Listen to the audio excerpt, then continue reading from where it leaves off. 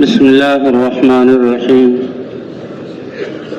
الحمد لله نحمده ونستعينه ونستغفره ونستهديه ونؤمن به ونتوكل عليه ونعوذ بالله من شرور أنفسنا ومن سيئات أعمالنا. من يهده الله فلا مضل له ومن يضلله فلا هادي له. ونشهد أن لا إله إلا الله وحده لا شريك له ونشهد أن سيدنا ومولانا محمدا عبده ورسوله صلى الله تعالى عليه وعلى آله وصحبه وأتباعه وأمته وسلم تسليما كثيرا كثيرا. أما بعد فأعوذ بالله من الشيطان الرجيم. يا أيها الذين آمنوا اتقوا الله وقولوا قولا سديدا يصلح لكم أعمالكم ويغفر لكم ذنوبكم ومن يطع الله ورسوله فقد فاز فوزا عظيما. وقال تعالى: من عمل صالحا من ذكر أو أنثى وهو مؤمن فلنحيينه حياة طيبة ولنجزينهم أجرهم بأحسن ما كانوا يعملون. وقال تعالى: ولو أن أهل القرى آمنوا واتقوا لفتحنا عليهم بركات من السماء والأرض ولكن كذبوا فأخذناهم بما كانوا يكسبون. صدق الله العظيم. وقال رسول الله صلى الله عليه وسلم: الدنيا خلقت لكم وأنتم خلقتم للآخرة. وقال النبي صلى الله عليه وسلم: الكيس من دان نفسه وعمل لما بعد الموت والعاجز من أتبع نفسه هواها وتمنى على الله. وقال النبي صلى الله عليه وسلم: لا الفقر أخشى عليكم ولكن أخشى عليكم الدنيا أن تبسط عليكم كما بسطت على من كان قبلكم فتنافسوها كما تنافسوها فتهلككم كما أهلكتهم أو كما قال النبي صلی اللہ علیہ وسلم. میرے عزیز دوستوں اور بھائیوں، اللہ نے اس انسان کو اس کائنات میں بڑی عزت اور شرافت بخشی ہے، بہت خوبصورت شکل عطا کی ہے اور اشرف المخلوقات بنایا ہے، اور انسان کو اس دنیا میں بھیجنے کے بعد ساری کائنات کو اس کے لیے مسخر کیا، ان خدمت میں لگا دیا. گویا یہ بادشاہ ہے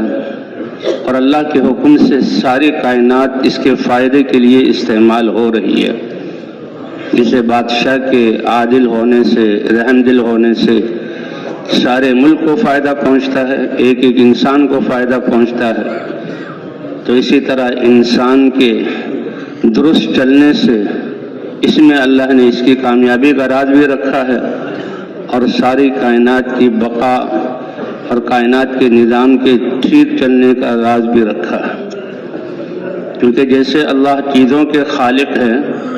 حالات بھی اللہ تعالیٰ آسمانوں سے اتارتے ہیں. حالات دو قسم کے ہیں، برے حالات ہوں یا اچھے حالات. حالات اتارنے والے اللہ ہیں، لیکن حالات کا تعلق اللہ نے انسان کے عمل سے رکھا ہے. تو کامیابی کی مایا انسان کے اندر ہے اور اس کا دار و مدار انسان کے اپنے ان اعضاء کو صحیح استعمال کرنے پر ہے. اس کے کا ایک ایک بول اللہ کی رحمتوں کے اترنے کا ذریعہ اور اس کی آخرت اور دنیا بننے کا ذریعہ، اور اس کا ایک ایک بول دنیا میں فساد قائم ہونے کا ذریعہ اور اس کی آخرت اور دنیا کے بگڑنے کا ذریعہ.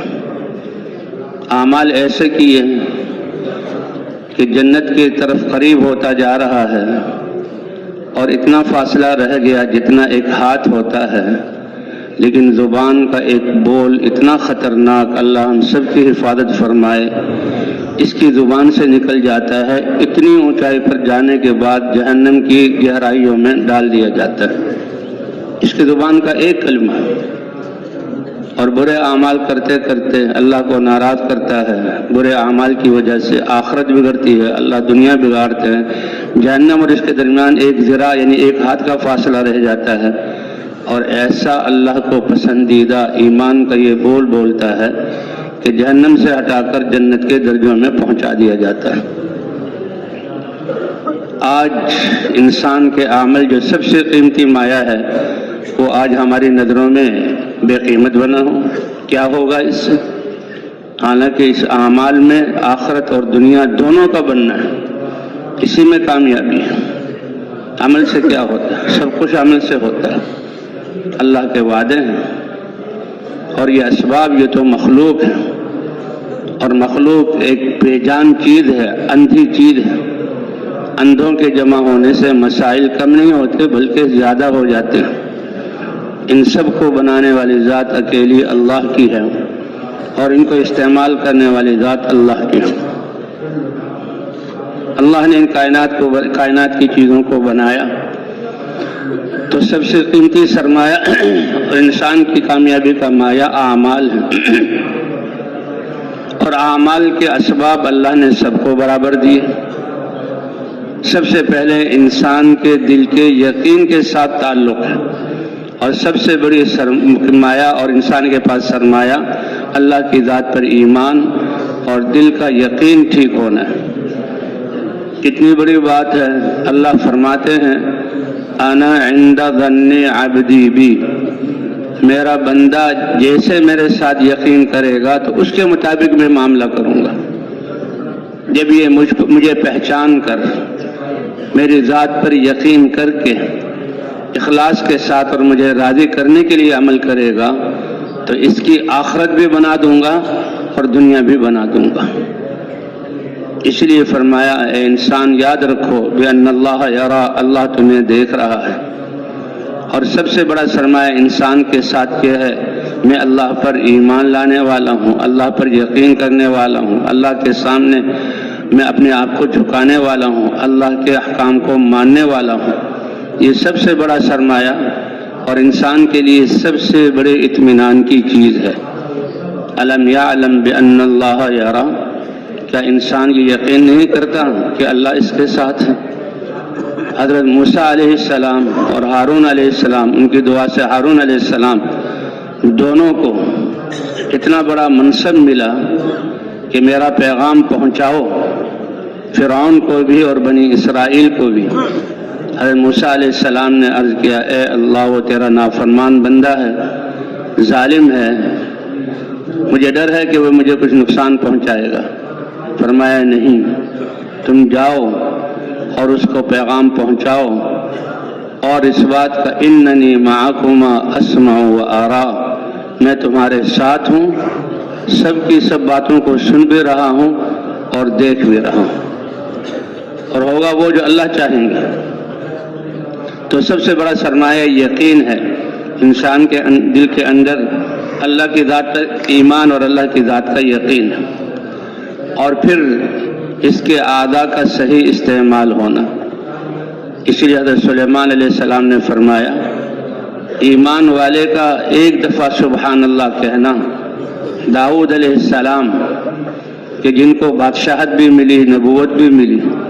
اور پھر ان کی آل سلیمان علیہ السلام کو ساری دنیا کی بادشاہت، ہوا پر جو ہے ان کی حکومت،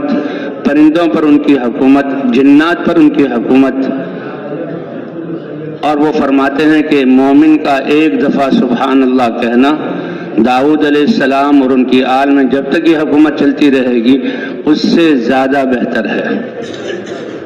کیونکہ وہ حکومت تو فنا ہو جانے والی چیز ہے، دنیا کو اللہ نے فنا کرنے کے لیے بنایا۔ آج انسانوں کی ساری محنت اور دیا ہوا سرمایہ جس دنیا کو اللہ نے فنا کرنے کا وعدہ کیا ہے اس کو بنانے میں لگ رہی ہے، اور جس آخرت کے بنانے کے لیے انسان کو بھیجا ہے انسان اس سے غافل ہے۔ اس لیے فرمایا گیا کہ ارتحلت الدنیا مدبرہ، کہ دنیا میں آتے ہی دنیا تو پیٹھ پھیر کر پیچھے جا رہی ہے، وارتحلت الآخرۃ مقبلہ، اور آخرت بڑی تیزی کے ساتھ آگے سے آ رہی ہے۔ اور اللہ کے رسول نے فرمایا کہ انسان دو حصوں میں تقسیم ہو جائیں گے، کچھ لوگ دنیا ہی کو اپنا نصب العین بنا کر اللہ کی دی ہوئی صلاحیتیں اور یہ زندگی زمانے کا سرمایہ یہ دنیا ہی کے بنانے پر لگائیں گے، اور اپنی محنت سے یہ دنیا بنا نہیں سکتے، کیونکہ یہ تو سب کچھ لکھ دیا گیا، یہ تو سب کچھ لکھ دیا گیا۔ حضور صلی اللہ علیہ وسلم اپنے چچا زاد بھائی حضرت عبداللہ ابن عباس، جبکہ وہ چھوٹی سی عمر کے جسے لڑکا کہا جاتا ہے ساتھ تھے، حضور نے پیچھے بٹھایا ہوا تھا، اور حضور صلی اللہ علیہ وسلم نے فرمایا او لڑکے، میں تمہیں چند نصیحتیں کرتا ہوں، عالم کا کلمات تنفعک، یہ نصیحتیں تمہیں نفع دیں گی، چند نصیحتیں کرتا ہوں۔ تو حضور صلی اللہ علیہ وسلم تو ساری انسانیت کے رسول ہیں، آپ کے ارشادات سب کے لیے مشعل راہ ہیں، آپ کی زبان سے جو لفظ بھی نکلا وہ امت کے لیے رہبری کا ذریعہ ہے۔ فرمایا میں تمہیں جو نصیحتیں کرتا ہوں یہ نصیحتیں تمہیں فائدہ دیں گی، اور سب سے پہلے کیا فرمایا؟ احفظ اللہ، اللہ کے دین کی حفاظت کرو، یعنی اللہ کے وہ احکام جو تمہارے جسم اور اعضاء اور دل کے ساتھ ہیں ان احکام کو پورا کرو۔ اللہ کا دین ہماری حفاظت کرنے کا محتاج نہیں ہے، لیکن اللہ حکم دے رہے ہیں، اللہ تو خود حفاظت کرنے والے ہیں، ساری کائنات کو تھامے ہوئے ہیں، چلا رہے ہیں اور ان کی ضروریات کو پورا کر رہے ہیں اور رب ہیں، لیکن یہ انسان کے اعزاز کے لیے کہ تم اللہ کے دین کی حفاظت کرو، یعنی اپنی ذات کے اعتبار سے اللہ کے دین پر چلو، جو آنکھوں کے بارے میں حکم ہے اس کو پورا کرو، اس کو توڑو نہیں، جو زبان کے بارے میں حکم ہے، کوئی وضو ایسا نہیں کہ جس میں اللہ کا حکم نہ ہو، کسی وضو کے تم مالک نہیں، تم خالق نہیں، تم اس کے حافظ نہیں، تم اس کو باقی رکھنے والے نہیں، پیدا بھی اللہ نے کیا، نشو و نما بھی اللہ کر رہے ہیں، حفاظت بھی کر رہے ہیں، اللہ باقی رکھیں گے، لہذا اس کے حکم کو مانو، اور تم تو اپنی استعداد اور صلاحیت کے مطابق اس دین کی حفاظت کے لیے ہاتھ پاؤں استعمال کرو گے۔ اس کائنات کے مقابلے میں اس زمین پر تمہارے جسم کی کیا حیثیت ہے، تم اس کے مطابق، اور اللہ اپنی قدرت کے ساتھ تمہاری حفاظت فرمائیں گے، اور جب اللہ حفاظت کرنے والے ہوں تو تمہارا کوئی بال بیگا نہیں کر سکتا۔ اور لڑکے، میں تمہیں چند نصیحتیں کرتا ہوں، یہ تمہیں نفع دیں گی، ہم سب کے لیے۔ حضور صلی اللہ علیہ وسلم سارے انسانوں کے لیے رسول اور نبی، آپ کی زبان سے جاری ہونے والے کلمات یہ اللہ کی طرف سے بھیجے گئے ہیں۔ وما ينطق عن الهوى ان هو الا وحی یوحى، اور جب کہ آپ نصیحت کر رہے ہیں احفظ اللہ، اللہ کے دین کی حفاظت کرو، یحفظ کا، اللہ تمہاری حفاظت کریں گے، احفظ اللہ، اللہ کے دین کی حفاظت کرو، تجدہ تجاہ کا، اللہ کو ہر وقت اپنے ساتھ پاؤ گے۔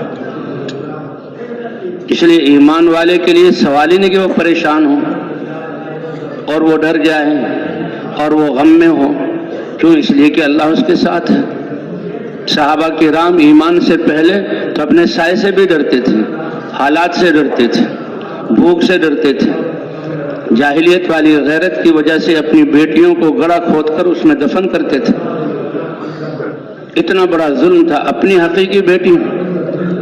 اور پھر اتنی جہالت کہ بیٹا اگر اللہ نے دیا ہے، بیٹا تو باپ کا سہارا بنتا ہے، کتنی تمنائیں ہوتی ہیں۔ اللہ فرماتے ہیں جس کو چاہیں بیٹے بھی دوں، بیٹیاں بھی دوں، جس کو چاہوں بیٹے ہی بیٹے دے دوں، اور جس کو چاہوں بیٹی ہی بیٹیاں دے دوں، کتنی تمنا ہوتی ہے کہ نرینہ اولاد مل جائے، اور جس کو چاہوں بانجھ بنا دوں۔ تبارک احفظ اللہ، تم اللہ کے دین کی حفاظت کرو، اللہ تمہاری حفاظت کریں گے،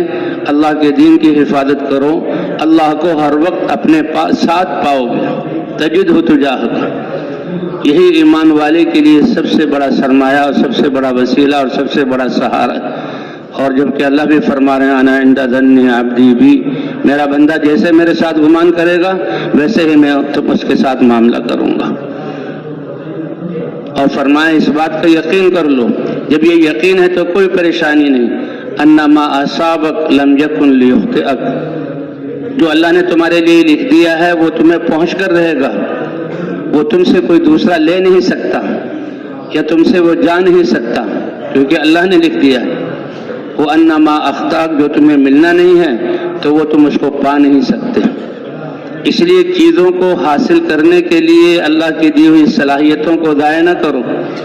دنیا کو بنانے کے لیے ضائع نہ کرو، تم اللہ کے دین کی حفاظت کرو، اللہ کو ساتھ لے لو تو اللہ تمہیں عافیت والی، عزت والی، سکون والی زندگی عطا فرمائیں گے۔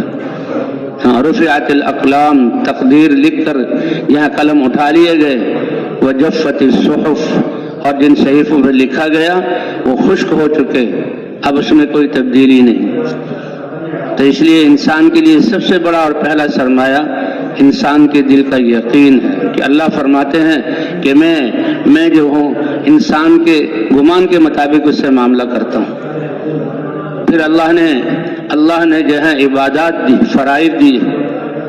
اور فرائض کے ساتھ نوافل دیے۔ کہتے اللہ کی عبادت میں یہ لگتا ہے، اپنے آپ کو صحیح استعمال کرتا ہے، تو پھر اللہ تعالیٰ یعنی اس کے لا یزال عبدی یتقرب الیہ بالنوافل، کہ بندہ میرے نوافل کے ساتھ میرا قرب حاصل کرتا رہتا ہے، حتیٰ کہ میں اس کا کان اور زبان، ہاتھ پاؤں بن جاتا ہوں۔ یعنی جیسے انسان اپنے ہاتھ پاؤں اور زبان کو اپنی مرضی کے مطابق استعمال کرتا ہے، تو ایسے ہی جو انسان اللہ کا قرب حاصل کر لیتا ہے تو وہ اپنے ان اعضاء کو اللہ کے حکم کے مطابق استعمال کرتا ہے۔ تو اصل کامیابی کی مایا اللہ نے انسان کے اندر رکھی ہے، اور اس کامیابی حاصل کرنے کے لیے باہر کی چیزوں کا یہ محتاج نہیں، اور اس کی بنیاد اور سب سے پہلی بات اس یقین کا درست کرنا ہے، اور یقین کے درست ہو جانے کے بعد اپنے اعضاء کو جو اللہ نے دیے ہیں، اللہ اس کے مالک ہیں اور اللہ ہی ان کی حفاظت کر رہے ہیں۔ ہر دیکھنا، اس میں دیکھنے کی طاقت یہ اللہ دے رہے ہیں۔ کتنے لوگ ایسے ہیں کہ ان کی آنکھوں میں خرابی ہو جاتی ہے، ہر یہ بولنے کی طاقت اللہ دے رہے ہیں، یہ زبان اللہ کے حکم سے بول رہی ہے۔ کتنے ایسے اچھے بیان کرنے والے، رلانے اور ہنسانے والے، ان کی زبان جو ہے وہ فالج گرتا ہے اور زبان بند ہو جاتی ہے۔ کتنے ہی سننے والے کہ ان کی سنوائی جو ہے کمزور یا ختم ہو جاتی ہے۔ تو یہ اللہ کا حکم ہے جو چل رہا ہے۔ تو سب سے پہلے دل کا یقین کا ٹھیک ہونا، اور پھر اعضاء کے استعمال کا ٹھیک ہونا۔ اس لیے فرمایا ان اللہ لا ينظر الى صورکم ولا الى اموالکم ولکن ينظر الى قلوبکم واعمالکم۔ اللہ تمہاری شکلوں اور صورتوں کو نہیں دیکھتے کہ اس میں تمہارا کوئی دخل ہے ہی نہیں، اور جو تمہاری طاقت نہیں ہے، تمہارے بس میں نہیں ہے، اس میں کوئی امتحان نہیں۔ اللہ تو ارحم الراحمین ہے۔ لیکن جو تمہارے بس میں نہ، اللہ مالوں کو دیکھتے ہیں، کیونکہ مالوں کے نقشوں کے ساتھ کامیابی اور ناکامی کا یہ دار و مدار نہیں۔ یہ ساری مخلوقات اور سارے نقشے مخلوق ہیں، بننے میں اللہ کے محتاج، اپنے باقی رہنے میں اللہ کے محتاج، اور نفع نقصان کے پہنچانے میں اللہ کے محتاج۔ یہ تو بے جان ہے، اللہ اس میں نفع اور نقصان ڈالتے۔ تو اس لیے یعنی اپنے دل کے یقین کو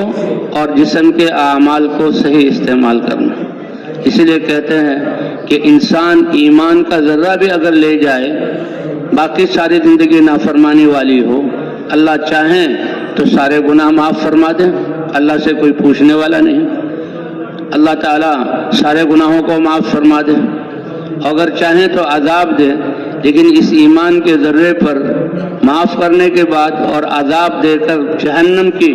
بھٹکی میں اس کے گناہوں کی نحوست اور جو ہے سیاہی کو دور کرنے کے بعد اللہ تعالیٰ اس ایمان کے ذرے پر دنیا سے 10 گنا بڑی رقبے والی جنت عطا فرمائیں گے۔ یہ تو ادنا درجہ ہے، اعلیٰ کا تو ہم تصور نہیں کر سکتے۔ فیہا ما لا عین رأت، وہ نعمتیں رکھی ہیں کہ جو نہ کسی آنکھ نے دیکھی ہیں، ولا اذن سمعت، اور نہ کوئی کان سن سکے ہیں، نہ کوئی زبان جو ہے بیان کر سکی ہے۔ اور پھر انسان کے دل کا خیال، یہ تو بہت تیز رفتار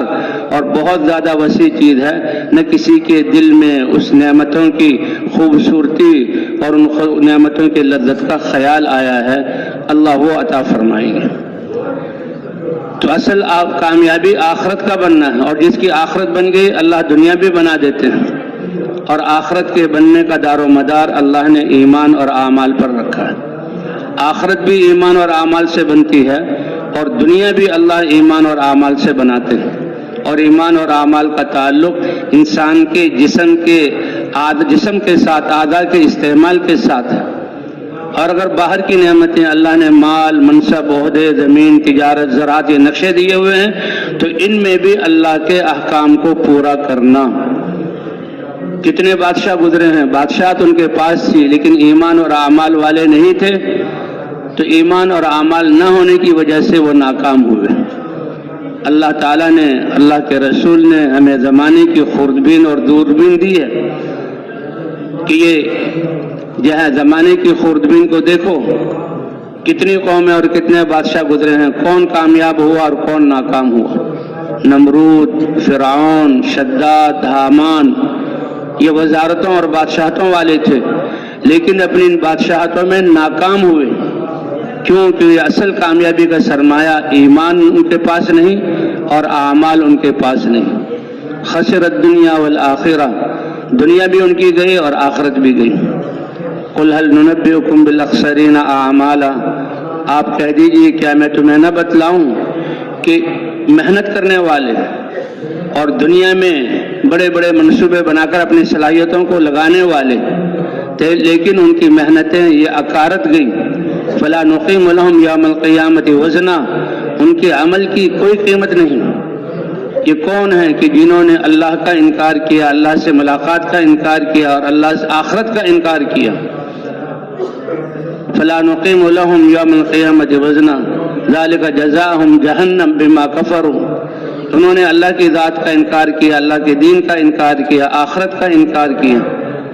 تو ساری دنیا کی محنتیں یہ سب سے زیادہ گھاٹے والے ہیں، سب سے زیادہ گھاٹے والے ہیں۔ اسی لیے حضور صلی اللہ علیہ وسلم نے فرمایا نعمتان مغبون فیہما کثیر من الناس، دو نعمتیں اللہ نے ایسی دی ہیں کہ اس میں اتنا بڑا فائدہ کہ انسان تصور بھی نہیں کر سکتا، حاصل کر سکتا ہے، لیکن اکثر لوگ اس میں گھاٹے میں جاتے ہیں، یا تو بالکل ہی اپنے آپ کو تباہ کر لیتے ہیں یا زیادہ نفع کمانے کے بجائے کم نفع کماتے ہیں۔ اور وہ دو نعمتیں کون سی ہیں؟ الصحت، جسم کے اعضاء کی سلامتی اور صحت جو اللہ کی نعمت ہے۔ آنکھ کا دیکھنا ٹھیک، صبح سے شام تک، یہ تو نامہ اعمال میں ایک ایک آنکھ کا جھپکنا اور کھول کر دیکھنا لکھا ہوگا اعمال نامہ میں۔ کان سنتے ہیں، ایک ایک بات کا سننا لکھا ہوا ہوگا، ایک ایک بول لکھا ہوا ہوگا اس کا، ہاتھ کی ایک ایک حرکت لکھی ہوئی ہوگی اور پاؤں کا ایک ایک قدم فاصلہ طے کرنا لکھا ہوا ہوگا۔ لیکن جو مجرم لوگ ہوں گے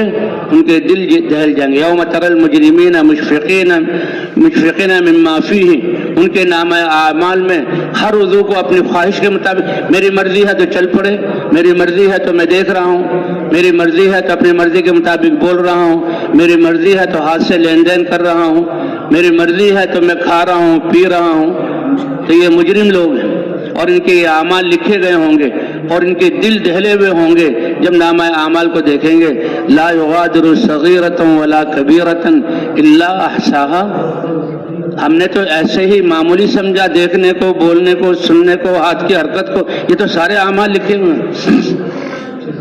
ایک نامہ اعمال میں لکھا جا رہا ہے۔ اسی لیے اللہ تعالیٰ نے ہر انسان پر فرشتے جو حفاظت کے لیے ہیں وہ الگ ہیں۔ کہتے ہیں حفاظت والے فرشتے نہ ہوں تو کائنات کی بلائیں انسان کو جہاں قیمہ بنا دیں، وہ فرشتے ہیں حفاظت والے۔ اس لیے کتنے بڑے بڑے حادثوں میں کہ جی جہاز گرا، سارے مر گئے اور ایک بچ گیا، وہ جہاز جو مرے ہیں وہ جہاز گرنے کی وجہ سے نہیں مرے، ان کی موت کا وقت آ گیا تھا، اور جو بچا ہے وہ اپنے کسی کمال کی وجہ سے نہیں بچا بلکہ اس کی زندگی باقی تھی، اس لیے اللہ نے اس کو بچایا ہے۔ تو حفاظت والے فرشتے ہیں، کرامن کاتبین ہیں جو اعمال کو لکھتے ہیں، دائیں طرف والا فرشتہ ہے، بائیں طرف والا فرشتہ، اور انسان کے عمل کی یہ قیمت ہے کہ اس کی نیت کو بھی لکھا جاتا ہے۔ نیت بھی ایک عمل ہے۔ کہتے ہیں اگر برائی کا ارادہ کرتا ہے تو ارادے سے ایک بدبو اور نحوست نکلتی ہے، تو بائیں طرف والا فرشتہ برائیاں لکھتا ہے، لکھ لوں کا نہیں بھی ٹھہر جاؤں۔ حدیث میں آتا ہے حضور صلی اللہ علیہ وسلم نے فرمایا اللہ سے محبت اور اللہ کی ذات پر ایمان، شیطان نے وسوسہ ڈالا، نفس نے ابھارا کہ یہ خواہش پوری کر لو، اس میں اللہ کے حکم کا ٹوٹنا ہے، لیکن ایمان اور اللہ کی معرفت کے نور نے ڈرایا اس کریم رب کی نافرمانی کرو گے، اس کریم رب کے دیے ہوئے عضو سے زبان کو، آنکھ کو، کان کو، ہاتھ کو اللہ کی نافرمانی میں استعمال کرو گے، اس کا کیا وبال ہوگا۔ اور پھر ایمانی غیرت اور اللہ سے محبت کا تقاضا کہ جس کی یہ ساری نعمتیں اس کی نافرمانی کروں، نہیں میں اسے نافرمانی نہیں کر سکتا، تو اللہ فرماتے ہیں میرے فرشتوں اس میرے ڈر کی وجہ سے، اس برائی کو چھوڑنے کی وجہ سے اس کو بھی ایک نیکی لکھ لو، کیونکہ وقت بہت قیمتی جہاں کم ہے، سرمایہ بہت زیادہ تیار کرنا ہے، اس لیے میرے ڈر سے جو اس نے برائی کو چھوڑا ہے یہ بھی ایک نیکی، اور نیکی کی ابھی نیتی کی ہے تو ابھی عمل نہیں کیا، اس کو بھی ایک نیکی لکھ لو،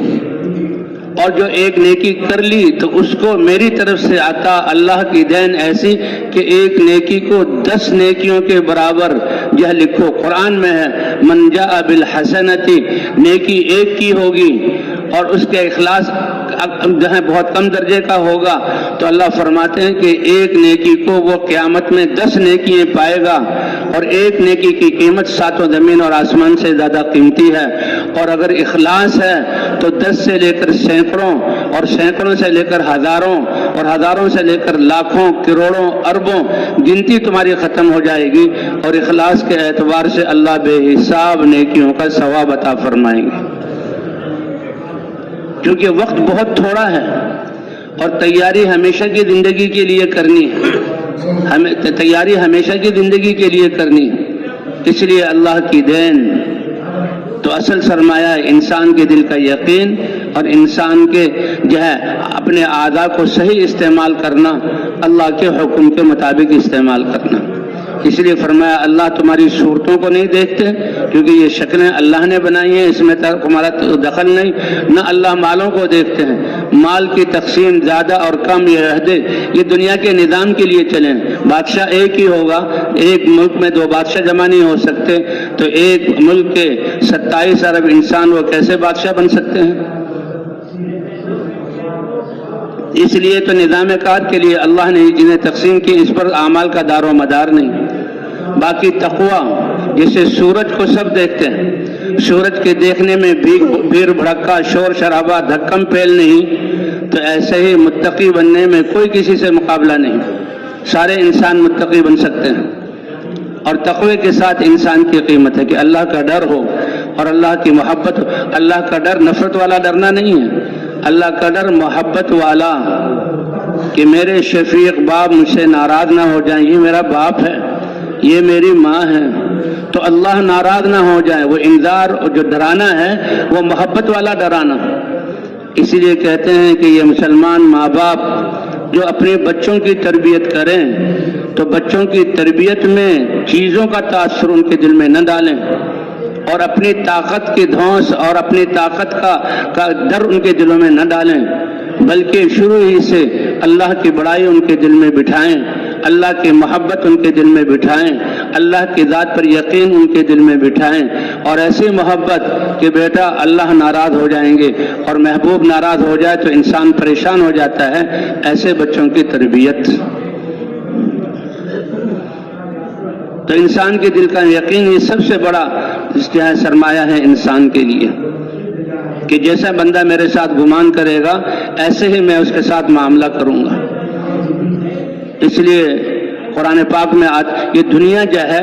آسائشوں کے لیے نہیں ہے، آرام پورا کرنے کے لیے نہیں، اس کے لیے اللہ نے دنیا بنائی ہی نہیں۔ ایمان والے، اللہ کے ماننے والے دنیا میں اطمینان تو اللہ دیں گے، عزت تو اللہ تعالیٰ عطا فرمائیں گے، لیکن حالات ان پر آئیں گے، حالات ان پر آئیں گے، کیونکہ یہ آزمائش ہے اور امتحان ہے۔ اللہ کا وعدہ ہے وَلَنَبْلُوَنَّكُمْ بِشَيْءٍ مِّنَ الْخَوْفِ وَالْجُوعِ وَنَقْصٍ مِّنَ الْأَمْوَالِ وَالْأَنفُسِ وَالثَّمَرَاتِ، یہ 8 چیزیں ہیں جس میں انسان رہتا ہے، تو یہ اگر تمہیں زیادہ محبوب ہو، اس میں اللہ تمہیں آزمائیں گے۔ اور کامیاب کون ہیں؟ وَبَشِّرِ الصَّابِرِينَ الَّذِينَ إِذَا أَصَابَتْهُم مُّصِيبَةٌ قَالُوا إِنَّا لِلَّهِ وَإِنَّا إِلَيْهِ رَاجِعُونَ، جب بھی کوئی تکلیف آئی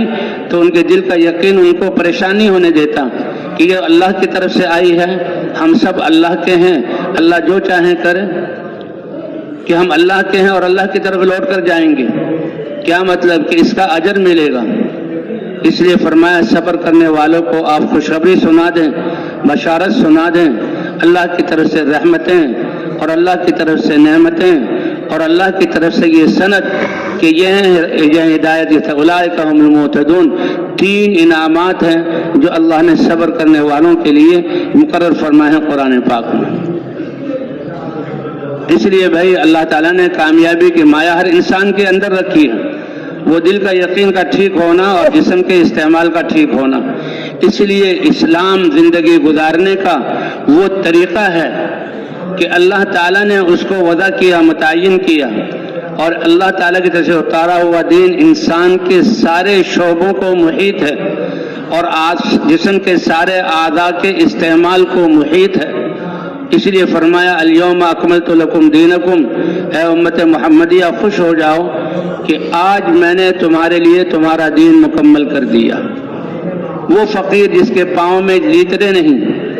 اور جس کے پاؤں جو ہے وہ جسم پر چیتڑے نہیں,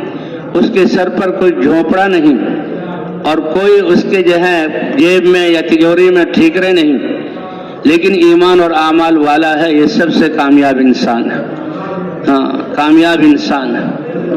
کہ اللہ تعالیٰ تمہاری شکلوں اور صورتوں کو نہیں دیکھتے, اللہ تعالیٰ تو تمہارے دل کے یقین اور اعمال کو دیکھتے ہیں, جسم کا استعمال. اسی لیے حضرات انبیاء کرام جو قوموں کی طرف بھیجے جاتے تھے, رسول اللہ کا پیغام لے کر آئیں, یہ بہت بڑا منصب عہدہ ہے, اللہ نبیوں اور رسولوں کو عطا فرماتے تھے اور ان کو حکم ہوتا تھا کہ اپنی قوموں میں اتریں اور ان کو اللہ کی طرف بلائیں. اور حضرات انبیاء کرام اس بنیادی کلمے لا الہ الا اللہ جو سب سے بڑے علم والا کلمہ ہے اور سب سے زیادہ قیمتی کلمہ ہے, سب سے طاقتور کلمہ ہے اور سب سے بڑی گواہی ہے کائنات کی, اس کو لے کر پھرتے تھے. اور یہی دعوت اللہ نے ختم نبوت کی وجہ سے اس امت کو عطا فرمائی کہ جیسے سورج ہے, سورج میں 3 صفتیں ہیں. پہلی صفت یہ ہے کہ اس میں نقل و حرکت ہے کیونکہ روشنی ہے اس میں, اور دوسری حرارت ہے. روشنی کا فائدہ کائنات کو, اس کی حرارت کا فائدہ کائنات کو, تو سورج کو ٹھہرایا نہیں بلکہ اس کو متحرک کیا. سب سے پہلی سب سے پہلی صفت سورج میں نقل و حرکت کی ہے, اور دوسری صفت اس میں روشنی اور جو ہے حرارت کی ہے, یہ روشنی اور حرارت کو لے کر پھرتا ہے. اور تیسری صفت کے مستقل پھرتا ہے اور لوگوں سے اس کا اجر نہیں چاہتا. میٹر لگے ہوئے ہیں بجلی کی, حکومت کی بجلی کبھی آئی کبھی گئی, کبھی زیادہ کبھی کم, پریشانی زیادہ, اور جو ہے محنت کتنی کی, لیکن تھوڑی سی بجلی کے استعمال کرنے پر جو ہے بل آ جاتا ہے. اگر ادا کرو گے تو یہ بجلی چلے گی, نہیں ادا کرو گے تو کنیکشن کاٹ دیا جائے گا. قربان جائے اللہ کی رحمت پر, کب سے یہ سورج نکل رہا ہے اور یہ روشنی دے رہا ہے اور حرارت دے رہا ہے, اس سے سارے نظام چل رہے ہیں. جسم کے اعضاء کہتے ہیں وہ لوگ کہ جن کی زندگی سایوں میں اور گھروں میں گزرتی ہے, ان کی ہڈیاں کمزور ہو جاتی ہیں, اور وہ لوگ جو دھوپ میں چلتے پھرتے ہیں, کام کرتے ہیں, مشقت کرتے ہیں, ان کی ہڈیاں مضبوط ہوتی ہیں. اور کیا فائدے اللہ تعالیٰ نے رکھے ہیں. تو سورج ان نقل و حرکت کے ساتھ لیکن کسی سے اجر اور عوض کا مطالبہ نہیں کرتا, اللہ کی طرف سے سب کو روشنی پہنچاتا ہے. تو اسی طرح حضرات انبیاء کرام ایک نور لے کر آتے ہیں اور اپنی قوموں کے پاس جاتے ہیں, اس کلمے کی دعوت دیتے ہیں. اسی طرح اس امت کو بھی فرمایا گیا کہ تم بہترین امت ہو سارے انسانوں کے نفع رسانی کے لیے. تو سورج میں نقل و حرکت ہے, تو اس طرح یہ امت اس کو نقل و حرکت والا بنایا گیا. سورج حرارت اور روشنی کو لے کر پھرتا ہے, اسی طرح یہ ایمان اور دین کی روشنی کو لے کر پھرتے ہیں. اور جس طرح سورج روشنی دے کر کوئی اجر طلب نہیں کرتا, اسی طرح کوئی معاوضہ طلب نہیں کرتا. اسی لیے حضرات انبیاء کرام ساری اپنی صلاحیتیں, حضرات انبیاء کرام کی زندگی کا ایک ایک لمحہ اور اللہ نے جو قوت اور طاقت اور صلاحیت دی ہے ایک ایک ذرہ کائنات سے زیادہ قیمتی ہے، اور وہ ساری زندگی اپنی قوم کے پر خرچ کرتے ہیں اور ساری صلاحیتیں لگاتے ہیں اور کہتے ہیں لا اسألکم علیہ اجرا، اے میری قوم، میں اللہ کا نبی اللہ کا پیغام لے کر آیا، تمہاری دنیا اور آخرت کی کامیابی کا راز اور طریقہ لے کر آیا اور علم لے کر آیا، میں ہی تمہیں دعوت دے رہا ہوں، میں ہی اللہ کی پہچان کرا رہا ہوں، میں ہی تمہیں وہ علم دے رہا ہوں اور تمہیں بتلا رہا ہوں کہ ان احکام پر کیسے عمل کرنا ہے۔ جب سے نبوت ملی اور موت تک ساری زندگی اس کے لیے لگا دی، لا اسألکم علیہ اجرا، اس کا ذرہ برابر تم سے اجر طلب نہیں کرتا، کیونکہ تم میری ایک نیکی کا بدلہ نہیں دے سکتے، ایک نیکی ساری کائنات مل کر اس کا بدلہ نہیں بن سکتی، اس کا بدلہ دینے والی ذات کون سی ہے؟ اللہ۔ کتنی بڑی بات، 1,24,000 اور ایک روایت میں 2 لاکھ انبیاء اللہ نے بھیجے۔ وَإِن مِّنْ أُمَّةٍ إِلَّا خَلَا فِيهَا نَذِيرٌ، کسی بھی امت اور قوم کو اور جماعت کو ہم نے ڈرانے والے بشارت دینے والے سے خالی نہیں جہاں چھوڑا، ہر قوم کے لیے آیا۔ لِكُلِّ قَوْمٍ ہاد، ہر قوم کے لیے راہ دکھلانے والا بتلانے والا، اور وہ حضرات انبیاء کرام تھے، وہ حضرات انبیاء کرام تھے جن کو اللہ نے چنا اور ایمان اور علم کی دولت دے کر بھیجا۔ پہلے بنیاد جیسے یہ سارے بلب اور پنکھے اور یہ ہیٹر اور یہ سارے کولر یہ سب لگے ہوئے ہیں اور تاروں کی وائرنگ ہوئی ہے، لیکن پیچھے سے کنیکشن جڑا ہوا نہیں، کرنٹ نہ آئے تو یہ چیزیں کام دیں گی بھائی؟ تو اسی طرح جو انسان کے جسم کو اتنے بڑے اعمال کرنے والا بنے، اس کے لیے ایمان کی طاقت کی ضرورت ہے۔ پہلے بھائی آپ کے پاس یعنی پاور ہاؤس جو جنریٹر اور پیچھے جو ہے ڈیم اور جس میں جو ہے یہ بجلی کا سارا نظام ہو، پہلے وہ ہو اور پھر یہ بنے اور کنیکشن جڑ جائے تو روشنی بھی ہوگی، بلبوں میں پنکھے بھی چلیں گے اور یہ کولر بھی چلیں گے اور ہیٹر بھی چلیں گے اور مشین بھی چلے گی۔ دین پورے اب جسم کو، اب یہ تو بنی ہوئی چیزیں ہیں، بے جان چیزیں ہیں، اور انسان کا جسم اور اس کے یہ اعضاء کائنات کی بہترین مشین ہے۔ یہ آنکھ اس کا دیکھنا، ہاں، اور یہ دل اس کی دھڑکن، اسی طرح ایک ایک عضو، یہ انسان پورا ایک عالم ہے جو اللہ نے انسان میں ساری چیزوں کو جمع کر دیا ہے۔ 4 بڑے عناصر ہیں، آگ، پانی، ہوا اور مٹی، اور یہ چاروں چیزیں اللہ نے انسان میں جمع کی۔ ان سب کے استعمال کے لیے جو طاقت ہے وہ ایمان کی، اسی لیے حضرات انبیاء کرام علم لے کر آتے ہیں اور علم کے لیے طلب کی ضرورت ہے، طلب کے بغیر علم نہیں ملتا۔ اور اسی طرح ہدایت اللہ فرماتے ہیں نلزمکموہا وانتم لہا کارہون، کہ تم ہماری ہدایت اتنی بڑی دولت کو ناپسند کرنے والے ہو اور ہم تمہیں پیچھے سے چپکا دیں، اس کے لیے طلب ضرورت ہے۔ اور یہ قوم بے طلب ہے، اس لیے قوم میں تو طلب ہے نہیں اور یہ ضروری چیز ہے، پھر کیا ہوگا؟ اس لیے اللہ کلمے کی دعوت لے کر پھرتے ہیں اور اللہ کی پہچان کرواتے ہیں انبیاء،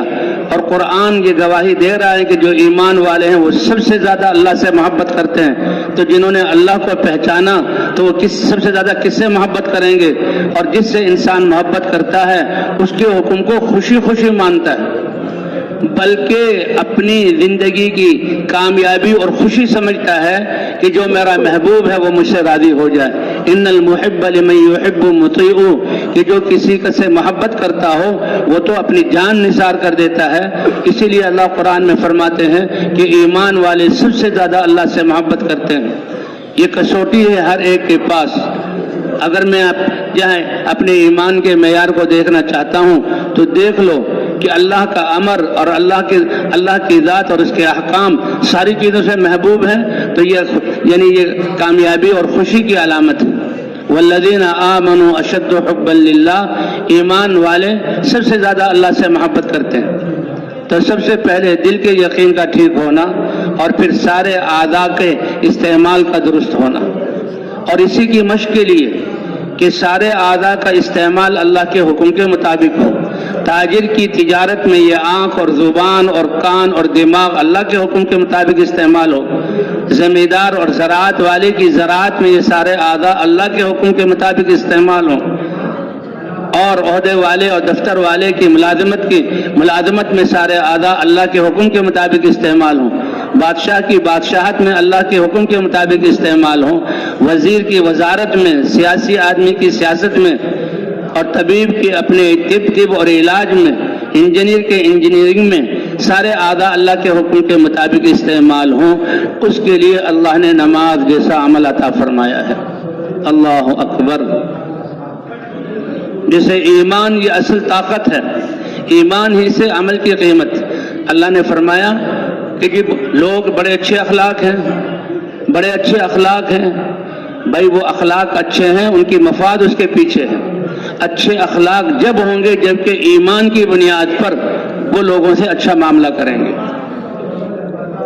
اخلاق ہوئے، نیک اچھا معاملہ ہوا اور سارے اعمال درست ہوئے، کا من عمل صالحا من ذکر او انثی، کہ بڑے لوگ اچھے لوگ ہیں، اچھے اعمال کرنے والے ہیں۔ ہمارا رب قرآن پاک میں یہ بتلا رہا ہے کہ یہ ان کے اخلاق اور اعمال اور یہ اچھائیاں جب اچھائی بنیں گی جو وہ ایمان والے، جو اللہ ہی کو نہیں پہچانتے، جو اللہ کے ناقدرے ہیں، وہ آپ کی کیا قدر کریں گے؟ جس نے اللہ کو نہیں پہچانا وہ آپ کو کیا پہچانیں گے؟ وہ تو کہتے ہیں کہ جی حقوق العباد یہ مقدم ہے، وہ تو اس لیے کہ بندہ محتاج ہے، ورنہ اللہ کا امر سب سے پہلے اور سب سے بڑی اور سب سے مقدم چیز ہے، سب سے بڑی چیز ہے۔ اسی لیے اللہ نے نماز جیسی عبادت عطا فرمائی ہے، اور اس امت کے لیے تو 5 نمازیں، یعنی اللہ کے دربار میں 5 حاضری ہیں اور اللہ کے دربار میں 5 ملاقاتیں۔ کون سا وہ ہمارا لیڈر ہے، کون سا وہ ہمارا سربراہ ہے، کون سا وہ ہمارا سردار ہے، کون سا وہ ہمارا چودھری ہے، کون سا ہمارا وہ وزیر ہے، کون سا وزیر اعظم ہے، کہ وہ اپنی عوام کو 5 دفعہ اپنے دربار میں آنے کی اجازت، وہ تو کر ہی نہیں سکتا ایسا، وہ تو مخلوق ہے۔ اور قربان جائیں اللہ کی ذات پر کہ 5 دفعہ منادیوں کے ذریعے جو ہے نیند سے بلایا جاتا ہے، دوپہر کے وقت کاروباروں اور جو ہے میدانوں محنت کے عمل سے بلایا جاتا ہے، شام کو سنبھالنے کا عصر کے وقت بلایا جاتا ہے، مغرب کے وقت بلایا جاتا ہے، اور پھر سونے سے پہلے اللہ اپنے دربار کی طرف بلاتے ہیں۔ اور مؤذن کس سے ابتدا کرتے ہیں؟ اللہ اکبر۔ اے انسانوں، جیسے تم میں سے ہر چھوٹے گریڈ والا اپنے بڑے افسر کے آنے پر اپنے عہدے کو بھول کر اس کے سامنے کھڑا ہو جاتا ہے، تو اللہ سب سے بڑے ہیں۔ بادشاہ آپ کی بادشاہت چھوٹی، وزیر کی وزارت جو ہے کمتر، زمیندارے کے زمین اور زمیندارہ کم، تاجر کی تجارت اس کی کوئی حیثیت نہیں، گھر والے کا گھر اس کی کوئی حیثیت نہیں، اللہ سب سے بڑا ہے۔ حی علی الصلاح حی علی الفلاح، اس سے کامیابی لینے کے لیے آ جاؤ اللہ کے گھر میں۔ اور اے امت محمدیہ، تم کتنے خوش قسمت ہو کہ مؤذن یہ کہہ رہا ہے کہ میں گواہی دیتا ہوں کہ محمد صلی اللہ علیہ وسلم اللہ کے رسول ہیں، یعنی تم اللہ کے احکام کو نبی صلی اللہ علیہ وسلم کے طریقے پر پورا کرو۔ آپ آئے تو ہیں مجلس میں اور بڑی میٹنگ میں اور بڑے فنکشن میں، لیکن آپ کا لباس کیسا ہے؟ آپ کے سر پہ ٹوپی کتنی خوبصورت ہے، آپ نے جو ہے شلوار اور قمیض کس برانڈ کی پہنی ہوئی ہے، آپ کے جوتے کتنے قیمتی ہیں، آپ کی گھڑی کتنی قیمتی ہے۔ تو اللہ کے دربار میں تو آئے ہو، لیکن آپ کا ہر جو ہے زبان کا بول، ہر آنکھ کا دیکھنا، ہر کان کا سننا اور جسم پہ لباس حضرت محمد صلی اللہ علیہ وسلم کی اداؤں اور سنت کے مطابق ہے۔ کہتے ہیں وہ جگہ جہاں پر حضور صلی اللہ علیہ وسلم آرام فرما رہے ہیں وہ اللہ کو کتنی محبوب ہے۔ تو جو ادائیں اور جس دین کے لیے حضور صلی اللہ علیہ وسلم کو بھیجا گیا وہ دین اور وہ ادائیں اللہ تعالیٰ کو کتنی محبوب ہیں۔ اس لیے فرمایا کہ میری وہ سنت جو مردہ ہو چکی ہو، چھوڑ چکے ہوں، اس کو جو زندہ کرے گا اس کے لیے 1 شہید کا ثواب، اور اجمیت 100 شہیدوں کا ثواب ملے گا اس سنت کو زندہ کرنے پر۔ اور بھائی وہ سنت اور وہ ذمہ داری کہ جو حضور صلی اللہ علیہ وسلم کو دی گئی دین والا کام، جس سے تمام فرائض اور تمام احکام اور تمام سنتیں زندہ ہوں، اس سنت کو ادا کرنے پر اللہ کتنا بڑا ثواب عطا فرمائیں گے۔ اس لیے مؤذن سب سے پہلے اللہ اکبر 4 دفعہ شروع میں، 2 دفعہ آخر میں، کہ سب سے بڑا اللہ کی ذات ہے۔ جیسے تم میں سے ہر ایک چھوٹا بڑے کے سامنے یکسو ہو کر اس کے سامنے جب اس کو سلام کرتا ہے تو اللہ سب سے بڑے ہیں، اور 5 دفعہ اللہ تعالیٰ اپنے گھر بلواتے ہیں، ملاقات کا ایک بہانہ اور ذریعہ ہے کہ کامیابی لینی ہو تو آؤ اللہ سے آ کر لو، اور اللہ کے گھر میں آ کر یہ انسان اللہ کے دربار میں کھڑا ہوتا ہے۔ الصلاۃ معراج المومن، نماز مومن کی معراج ہے، یعنی جیسے حضور صلی اللہ علیہ وسلم کو فرشتے آئے، جبرائیل علیہ السلام، میکائیل علیہ السلام براق سواری لے کر آئے، بیت اللہ سے پہلے شق صدر ہوا اور پھر مسجد اقصی لے جایا گیا، پھر 7 آسمانوں کے دروازے کھلوائے گئے، نبیوں سے ملاقات ہوئی، نبیوں نے خوش آمدید کہا، کہیں موسیٰ علیہ السلام نے، کہیں ہارون علیہ السلام نے، کہیں عیسیٰ علیہ السلام، زکریا علیہ السلام نے، کہیں آدم علیہ السلام نے، اور کہیں ابراہیم علیہ السلام نے۔ ان سب دروازوں سے گزر کر اللہ کی بارگاہ میں حاضر ہوئے۔ فکان قاب قوسین او ادنا، وہ مرتبہ اللہ نے عطا فرمایا کہ جبرائیل علیہ السلام بھی پیچھے رہ گئے ایک مقام پر جا کر، اور ایسے مقام پر ہی گئے کہ حضور صلی اللہ علیہ وسلم سدرۃ المنتہا، کہ آسمانوں سے فیصلے وہاں آتے ہیں، صحیفوں میں لکھے جاتے ہیں، اور وہاں سے اعمال کے مطابق حالات دنیا میں اترتے ہیں۔ حدیث پاک میں ہے، حضور صلی اللہ علیہ وسلم نے فرمایا فرشتے لکھ رہے ہیں کیوں؟ 7 ارب انسان اور ان کی یہ ساری کائنات اور ساری دنیا کی مخلوقات، اس میں اللہ کا امر، فرشتے لکھ رہے ہیں۔ میں نے ان کی کلموں کی سرسراہٹ کو سنا، اللہ کے رسول صلی اللہ علیہ وسلم فرما رہے ہیں۔ وہاں تک پھر اس سے بھی آگے حضور صلی اللہ علیہ وسلم گئے، لیکن جبرائیل علیہ السلام رک گئے۔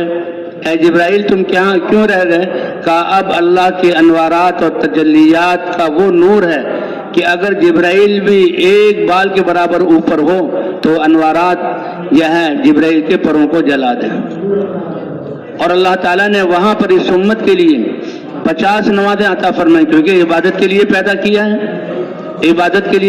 کیا ہے، اور رزق کا ذمہ اللہ نے خود لے لیا۔ ایک تو ہوتا ہے غلام، وہ انسان ہے، مالک بھی انسان ہے، بس وہ اس کے جسم کو خریدا ہے، نہ وہ اس کو شفا دے سکتا ہے، نہ وہ اس کے رزق کا انتظام کر سکتا ہے، بلکہ اللہ کے دیے ہوئے رزق میں سے وہ دے گا۔ اگر آقا کے گھر میں خود فاقہ ہے تو وہ غلام کو کیا کھلائے گا؟ آقا کے پاس خود پھٹے پرانے کپڑے ہیں تو وہ غلام کو کیا دے گا؟ لیکن اللہ کے خزانے تو بھرے ہوئے ہیں، وہ تو خالق اور مالک ہے، اور وہ معبود ہے، اور یہ اس کا بندہ ہے، تو اللہ نے اس لیے کہ ہم نے عبادت کے لیے پیدا کیا، انسان عبادت میں لگے گا تو رزق کی ذمہ داری کس نے لی بھائی اپنے اوپر؟ ما ارید منہم من رزق، تم اپنی روزی خود کماؤ، یہ نہیں۔ جیسے ماں باپ کہتے ہیں بیٹا تمہاری بڑی تربیت کی، بڑا خرچہ کیا، اب تم بڑے ہو گئے ہو، تمہیں کاروبار سکھایا، اب اپنے پاؤں پر کھڑے ہو جاؤ۔ اللہ تعالیٰ ایسے نہیں فرماتے، کیونکہ سارا امر اللہ کے ہاتھ میں ہے۔ کرنے والی ذات کس کی ہے؟ اللہ کی ہے۔ کہ ماں باپ نے تو کہہ دیا آپ اپنی روزی کا بندوبست خود کرو، اللہ فرماتے ہیں عبادت میری کرو لیکن رزق میرے ذمہ ہے۔ ان اللہ هو الرزاق ذو القوة المتین، انسان کیا ساری کائنات کی بقا کے لیے جس چیز کی ضرورت ہے، جہاں پر ضرورت ہے، جتنی مقدار میں ضرورت ہے، اور جب تک ضرورت ہے، بغیر مانگے اللہ اس کو پورا کر رہے ہیں۔ تو 50 نمازیں دی، عبادت میں لگیں گے، رزق کا انتظام اللہ کریں گے۔ 5 نمازیں رہ گئیں، اور حضور صلی اللہ علیہ وسلم 5 نمازیں امت کے لیے لے کر آئے۔ قربان جائیں اللہ کی دین کی آواز آئی کہ آپ کی امت مسلمہ ماننے والی امت یہ 5 نمازیں ادا کرے گی، اور ہم ثواب 50 نمازوں کا عطا فرمائیں گے، ثواب 50 نمازوں کا عطا فرمائیں گے۔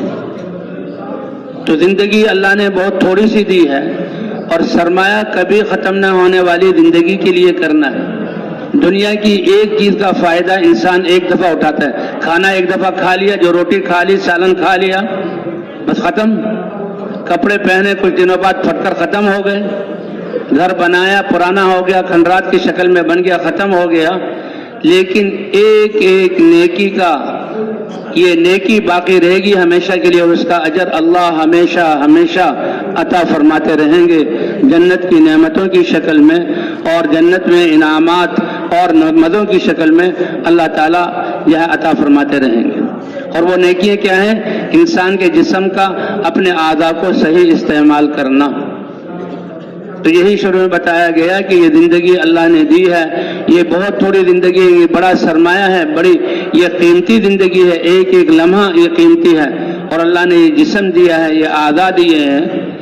تو ان اعضاء کو اللہ کے حکم کے مطابق استعمال کرنا، یہ ہے انسان کا سرمایہ۔ اور کامیابی حاصل کرنے کے لیے بادشاہ کو بھی وہی دل اور دو آنکھیں اور زبان اور دو پاؤں دیے، وزیر کو بھی وہی دیے، دنیا کے سب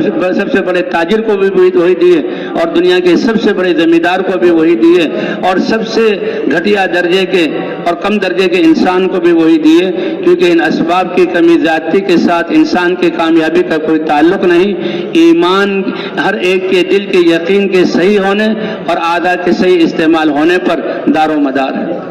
اس لیے حدیث میں آتا ہے ایمان والے بادشاہ، مالدار، بڑے تجارت والے، بڑے زمیندار وہ پیش ہوں گے، اور ایک فقیر آدمی فقر کی حالت میں اللہ کے احکام کو مانا ہوگا۔ اب دو ایسے آدمی کہ جس کے پاس دنیا کے سارے اسباب اور اس کے نیک اعمال ایک حد تک ہیں، اور ایک فقیر جس نے فقر میں زندگی گزاری اور اس نے وہ اعمال کی، دونوں کے اعمال برابر ہیں۔ ایک نے ان اعمال کو بڑی یعنی آسانی اور آشائشوں میں اور بڑی نعمتوں میں پورا کیا، اور ایک نے فقر کی حالت میں بھی اللہ کے احکام کو نہیں چھوڑا، بھوک اور پیاس میں بھی نہیں چھوڑا، دونوں کے اعمال برابر ہیں۔ اس نے نعمتوں میں ہوتے ہوئے، یہ بھی اللہ کی بہت بڑی نعمت ہے کہ وہ بادشاہ جو اپنی بادشاہت میں عدل کو قائم کرے، اللہ تعالیٰ عرش کے سائے کے نیچے اس کو جگہ دیں گے، لیکن اس فقیر کے فقر کی حالت میں اللہ کے احکام پورا کرنے کی وجہ سے اللہ 500 سال پہلے جنت کی نعمتوں میں اس کو بھیج دیں گے۔ بادشاہ جو بنا ہے وہ بچپن میں تھوڑی بنا ہوگا، وہ تو کوئی 20 25 30 سال کی عمر میں بادشاہ بنا ہوگا، اور بادشاہ بننے کے بعد کتنی زندگی اس نے گزاری ہوگی نعمتوں میں۔ اور یہ فقیر تو بچپن ہی سے فقر کے ماں باپ فقیر، یہ بھی فقیر اللہ کے احکام مانتا رہا، تو 500 سال جنت کی نعمتوں کا مل جانا یہ کتنی بڑی سعادت کی بات ہے۔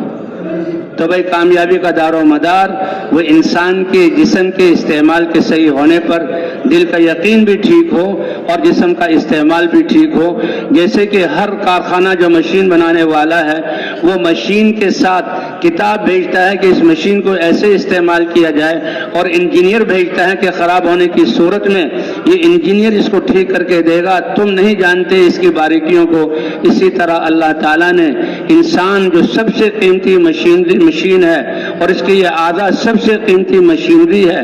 ایک ایک عضو ساری کائنات اس کی قیمت نہیں بن سکتے، اس کے استعمال کے لیے اللہ نے نبی بھی بھیجے جو بتلاتے ہیں کہ کیسے آنکھ، زبان اور اعضاء کو استعمال کرنا ہے، اور اللہ نے کتابیں بھی اتاری۔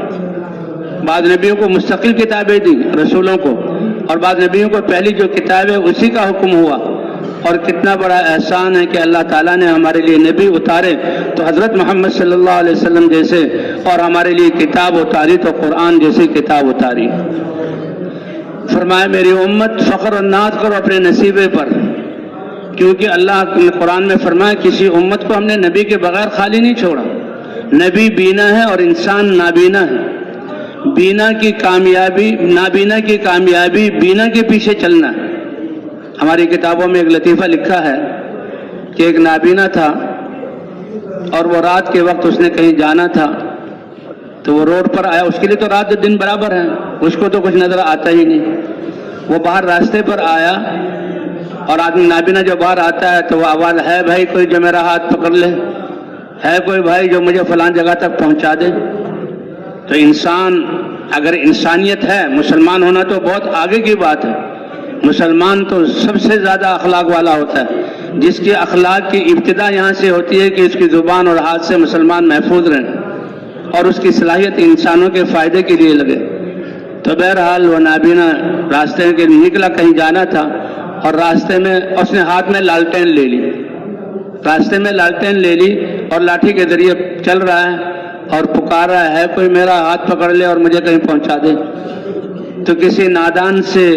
بے وقوف آدمی نے کہا، او نابینا، تم نے یہ لالٹین ہاتھ میں لی ہوئی ہے، سراج اور چراغ لیا ہوا، اس کا تمہیں کیا فائدہ؟ اس نے کہا میں تو آنکھوں سے اندھا ہوں لیکن تم عقل کے اندھے ہو، یہ لالٹین میں نے اپنے لیے نہیں، جو آدمی میرا ہاتھ پکڑ کر جائے گا تو اس کے فائدے کے لیے اور اپنے فائدے کے لیے کہ وہ اس لالٹین کی روشنی سے مجھے صحیح لے جائے گا، کہ یہ ہے ذکر۔ تو سارے انسان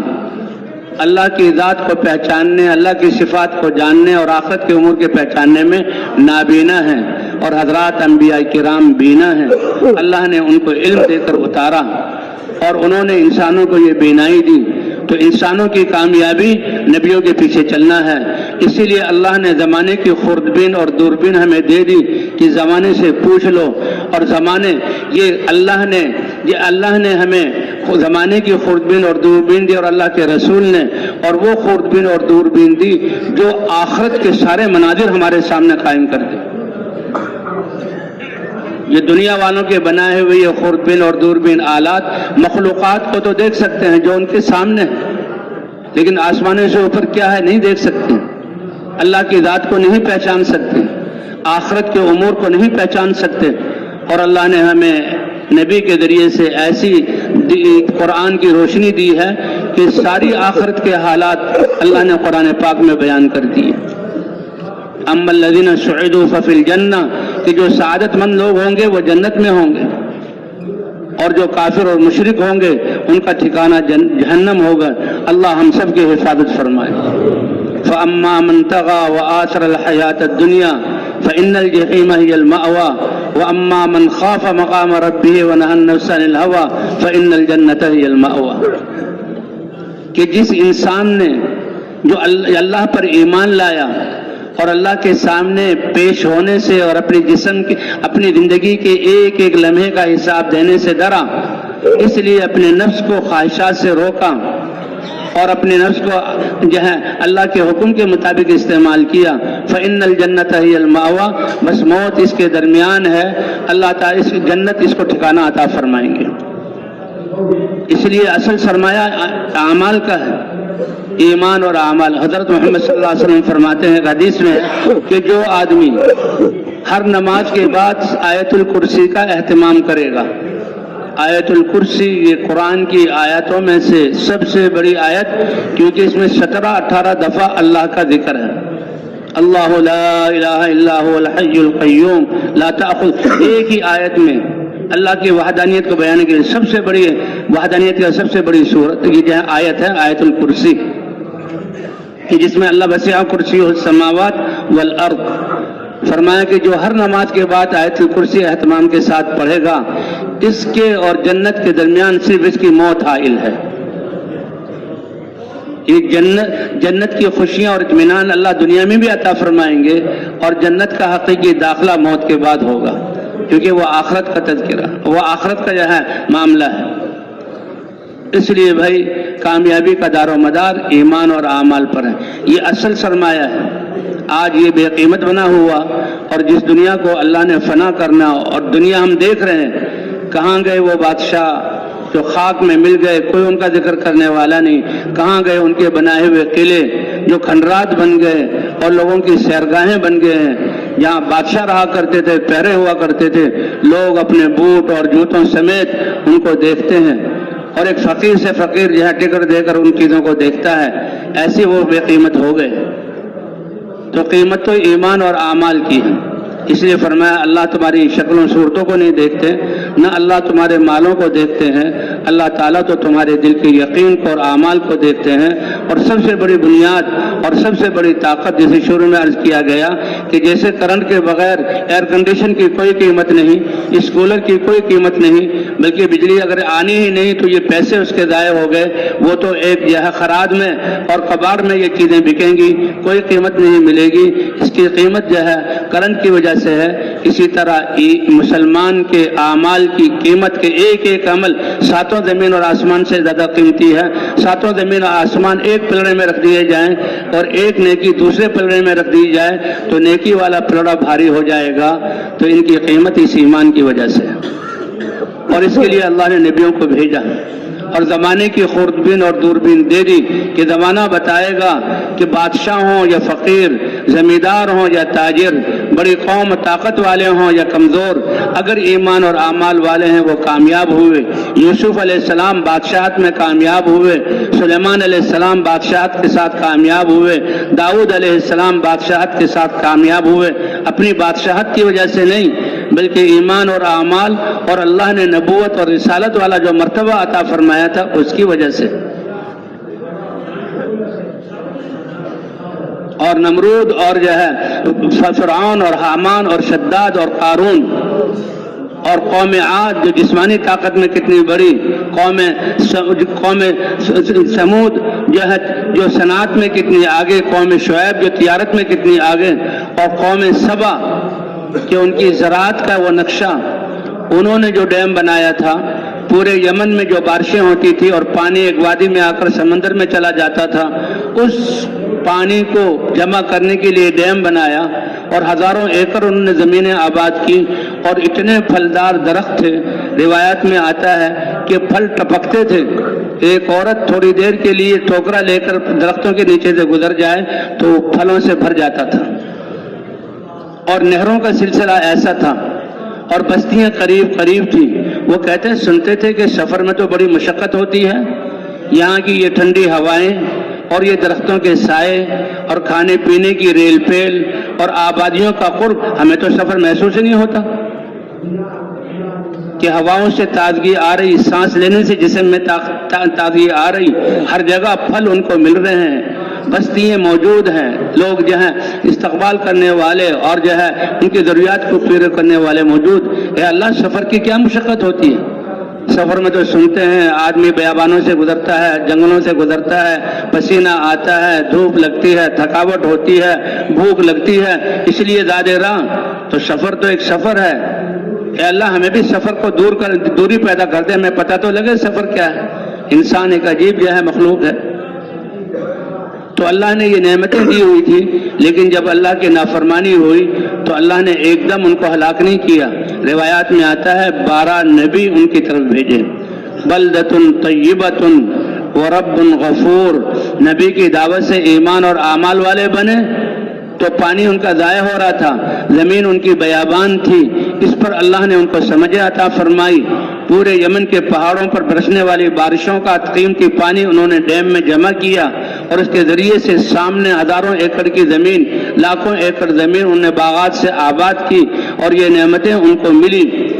لیکن ناشکرے بن گئے۔ انسان کی مشکل یہ ہے، اللہ فرماتے ہیں اے میرے بندے، مجھے جانتے تھے، مجھے یاد رکھتے تھے، جب نعمتیں دی تو نعمتوں میں لگ کر تم مجھے بھول گئے۔ اسی لیے ایک جڑ بتلائی، ایک راز بتلایا، حب الدنیا رأس کل خطیئہ، دیکھو رہنا دنیا میں ہے اور دنیا کے سارے اسباب استعمال کرنے ہیں، لیکن دنیا کی محبت کو دل میں نہیں آنے دینا، دنیا کی محبت کو دل میں نہیں آنے دینا۔ کشتی نے چلنا سمندر میں ہے اور اتنے بڑے پانی کے ذخیرے میں کہ کہیں کنارہ نظر نہیں آ رہا، لیکن کشتی کی سلامتی اس چیز میں ہے کہ کشتی پانی کے اندر داخل نہ ہو، کیونکہ کشتی میں پانی داخل ہو گیا تو یہ ہلاکت ہے۔ اس لیے فرمایا سمجھدار لوگ کون ہیں کہ وہ دنیا کو ایک سمندر سمجھتے ہیں اور نیک اعمال کو وہ کشتی بناتے ہیں اور دنیا کو کشتی کے اندر جانے نہیں دیتے۔ اور اللہ کے رسول صلی اللہ علیہ وسلم نے بھی بڑی بہترین مثال دی کہ انسان سارے مسافر ہیں، اور گویا کہ یہ ایک کشتی کے سوار ہیں، اور کشتی سمندر میں چل رہی ہے، اور کشتی ایسی ہے کہ اس کی منزلیں ہیں، جسے آج 8 منزلیں ہوتی ہیں، کچھ منزلیں پانی کے اندر ہیں، لیکن انتظام ایسا ہے کہ سوئی کے ناکے کے برابر بھی سوراخ نہیں کہ پانی اندر نہ آ جائیں، اور کچھ جو ہے اس کے طبقات اوپر ہوتے ہیں کہ وہ نکل کر سمندر کا نظارہ کرتے ہیں۔ اور اس زمانے میں تو پانی سمندر سے لیا جاتا تھا، کشتی کے کنارے پر آ کر جب چاہے پانی لے لے، تو نیچے والوں کو بھی پانی کی ضرورت، یہ پہلے زمانے کی بات ہے۔ اور اس زمانے میں اللہ کے رسول نے کتنی زبردست مثال دی سمجھانے کے لیے کہ نیچے والے سیڑھیوں سے چڑھ کر اوپر آتے ہیں اور سمندر کے کنارے جو کشتی کے کنارے سے سمندر سے پانی لیتے ہیں۔ اگر وہ یہ کہیں، اور سمندر کا سفر کوئی گھنٹوں کا نہیں ہوتا، وہ تو دنوں کا ہوتا ہے۔ کہتے پہلے یورپ اور امریکہ جاتے تھے تو بحری جہاز میں مہینہ لگتا تھا، حاجی جو ہے شپوں اور اب جہازوں کے ذریعے جاتے تھے، ہفتہ لگتا تھا پورا، یا کراچی یا بمبئی کے جو ہے وہ بندرگاہ سے لے کر جدہ کی ہفتہ وہ جو ہے رہتے تھے، اور سمندر کے تھپیڑے اور موجیں اور کشتیوں کا جو ہے حرکتیں کتنا یہ مشکل سے۔ اب وہ کہتے ہیں بھائی 7 دنوں میں کتنے پانی کی ضرورت ہوگی؟ جب پانی کی ضرورت ہو اوپر جاؤ بھائی، ان سے ذرا راستہ مانگو اور جو ہے اس پانی اپنی بالٹی میں بھر لو، اپنے برتن میں بھر لو، اور نیچے آؤ، اس سے اپنی وضو اور جو ہے ضروریات پوری کرو۔ کچھ بے وقوف لوگ جو اپنے آپ کو عقل مند سمجھنے والے ہیں، اللہ کے رسول مثال بیان کر رہے ہیں، بھائی ہم پانی کے زیادہ قریب ہیں، اوپر والے تو پانی سے اوپر ہیں اور ہم پانی کے بیچ میں ہیں، یہ کیا ہم اپنے آپ کو تھکا رہے ہیں؟ لہذا اپنے ہی کسی جو ہے مشین سے اور ہتھوڑوں سے اور جو ہے کلاڑیوں سے اپنے ہی حصے میں سوراخ کر لو تاکہ پانی یہیں ملتا رہے۔ یہ ان کی بے وقوفی ہے۔ اللہ کے رسول صلی اللہ علیہ وسلم نے کیا فرمایا؟ اوپر والوں کو پتہ لگے تو وہ ان کے سامنے ہاتھ جوڑیں گے، ان کو روکیں گے اور جانیں اپنی دے دیں گے، خبردار تم نے جو ہے پانی کا انتظام یہاں سے کیا، کیوں؟ اس لیے کہ اگر پانی یہاں سے آنا شروع ہوا تو ہم سب ہلاک ہو جائیں گے۔ فَإِن تَرَكُوهُمْ وَمَا أَرَادُوا، جسے کہتے ہیں کہ یہ وہ جانے ان کا کام، ہر ایک نے اپنی اپنی قبر میں جانا ہے، یہ کوئی مسلمان کا کلمہ نہیں ہے، یہ اللہ کی ذات پر ایمان والوں کی بات نہیں، تو بے وقوف اور نہایت خود غرض اور نہایت جاہل آدمیوں کا کہ ہر ایک نے اپنی اپنی قبر میں جانا ہے، وہ جانے ان کا کام نہیں۔ پہلی امتیں کہ جن کے ذمہ دین پر چلنا تھا، لیکن دینی غیرت کی وجہ سے اگر باہر نافرمانی ہو رہی ہے ان کو روکنا ان کے ذمہ تھا، غیرت ایمانی اور اللہ کی محبت اور عظمت کی وجہ سے، کہ تمہارے گھر میں آ کر تمہارے باپ کی کوئی توہین کرے اور تم ہٹے کٹے نوجوان اس کے بیٹے ہو، باپ کی گستاخی کو برداشت کرو گے اگر غیرت مند ہو؟ حالانکہ باپ تو باپ ہے، خالق نہیں ہے، رزاق نہیں ہے، شفا دینے والا نہیں ہے، اللہ تو اللہ ہے۔ دینی غیرت میں ان کو روکنا ان کے لیے ضروری تھا، اور ہمیں تو حضور صلی اللہ علیہ وسلم کی امت بنا کر ختم نبوت کی وجہ سے ہماری یہ ذمہ داری کہ تم تو گناہوں کی وجود کو برداشت نہیں کر سکتے، تمہاری تو یہ ذمہ داری ہے، اخرجت للناس، تمہیں تو سارے انسانوں کے لیے نکالا گیا ہے، بنایا گیا ہے، بھیجا گیا ہے، اور وہ کیا ہے کہ مسلسل تم نیکی کا حکم کرتے رہو اور برائی سے روکتے رہو۔ فرمایا وہ سوراخ کرنے لگے تو اگر یہ ان کے ہاتھوں پکڑ لیں گے اور ایسے پکڑیں گے کہ روک دیں گے، وہ کہیں گے کہ تم بے وقوف ہو، تم جو ہے ظالم ہو، تم یہ، جتنی وہ چیخیں ماریں ان کو روکنا، اور اگر وہ زیادہ طاقتور ہیں ان کی پٹائی کو برداشت کرنا، کہ ان کی پٹائی برداشت کر کے پانی کے داخل ہونے سے روکنا، یہ بڑی کامیابی اور بڑی بچت ہے، اور اس پٹائی سے بچنے کے لیے کو چھوڑ دینا یہ ہم سب پانی میں غرق ہو جائیں گے۔ اس لیے صحابہ نے پٹائیاں برداشت کی کہ جو ایمان لاتا تھا، لا الہ الا اللہ کہتا تھا، اللہ کی پہچان آ جاتی تو اپنے ہاتھ سے بنائے ہوئے بت، گوبر کے بنائے ہوئے بت اور پن مٹی سے بنائی ہوئی مورتیاں جو اپنے ہاتھ سے بنائی ہیں، مٹھائی سے بنائی ہوئی مورتیاں جن کو بعد میں کھا جاتے تھے، ان کے سامنے اپنے آپ کو ذلیل کرنا یہ کتنی بڑی نادانی، دنیا میں بھی اپنی صلاحیتوں کو اور اپنی عزت کو خراب کرنا، اور پھر آخرت میں بھی ہلاکت، اور پھر اللہ کی پہچان کے بعد ان چیزوں کا یقین، صحابہ اس کو برداشت نہیں کر سکتے تھے، جو تکلیفیں ان پر آئیں اس کو برداشت کرتے تھے اور دعوت کے میدان میں کود جاتے تھے۔ ایک ظلم کا اور ایک جو ہے زیادتی کا بازار گرم تھا مکہ مکرمہ میں، اور جو ایمان لا رہا ہے وہ حتیٰ کہ عورتیں بھی، حضرت سمیہ رضی اللہ تعالیٰ عنہ بوڑھی عورت ہیں اور ان کے جوان بیٹے عمار ہیں اور ان کے شوہر کا نام یاسر ہے، تینوں کو اللہ نے ہدایت دے دی۔ تو صحابہ کرام کی خصوصیت یہ تھی کہ وہ ایمان حاصل کر کے ایمان چھپا کر گھروں میں نہیں بیٹھے، بلکہ جو ایمان لایا فوراً باہر آ کر قوم کی جہالت اور ان کے نقصان کا وہ ادراک ان کو ہوا کہ اپنے اوپر ساری مصیبتیں برداشت کرتے ہوئے ان کو دعوت دیتے تھے، حتیٰ کہ حضرت سمیہ کو شہید کر دیا گیا، جس سے اللہ نے مردوں کو جو ہے دین کی محنت کے لیے جان مال لگانا یہ اعزاز دیا ہے، اس امت کی عورتوں کو بھی اگر دین کے لیے اللہ تعالیٰ فرماتے ہیں جاہدوا باموالکم، مال لگاؤ، تو سب سے پہلے مال لگانے والی عورت ذات حضرت خدیجہ رضی اللہ تعالیٰ عنہا ہے، اور کوئی معمولی مال نہیں لگایا، بلکہ وہ بڑی تاجرہ تھی، اور ان کی تجارت صرف مکہ میں نہیں، حجاز میں نہیں، مکہ اور حجاز اور شام کے درمیان ان کے لائے ہوئے سودے بکتے تھے، اور گھر نعمتوں سے بھرا ہوا تھا۔ لیکن جب ایمان لے آئیں تو تجارت اور یہاں آس پاس سارے لوگوں کو اتنے بڑے نقصان میں اور زندگی کی صلاحیتیں ضائع کرتے ہوئے دیکھا تو اتنا دل میں غم اور فکر آئی کہ تجارت کی فکر کو بند کر دیا اور دعوت کے کام میں لگی۔ حالانکہ اس کام میں لگنے کی وجہ سے حضور پر بھی بھوک آئی، حضور کے بچوں پر بھی بھوک آئی، اور یہ خود حضور کی بیوی ہیں، ان پر بھی بھوک آئی۔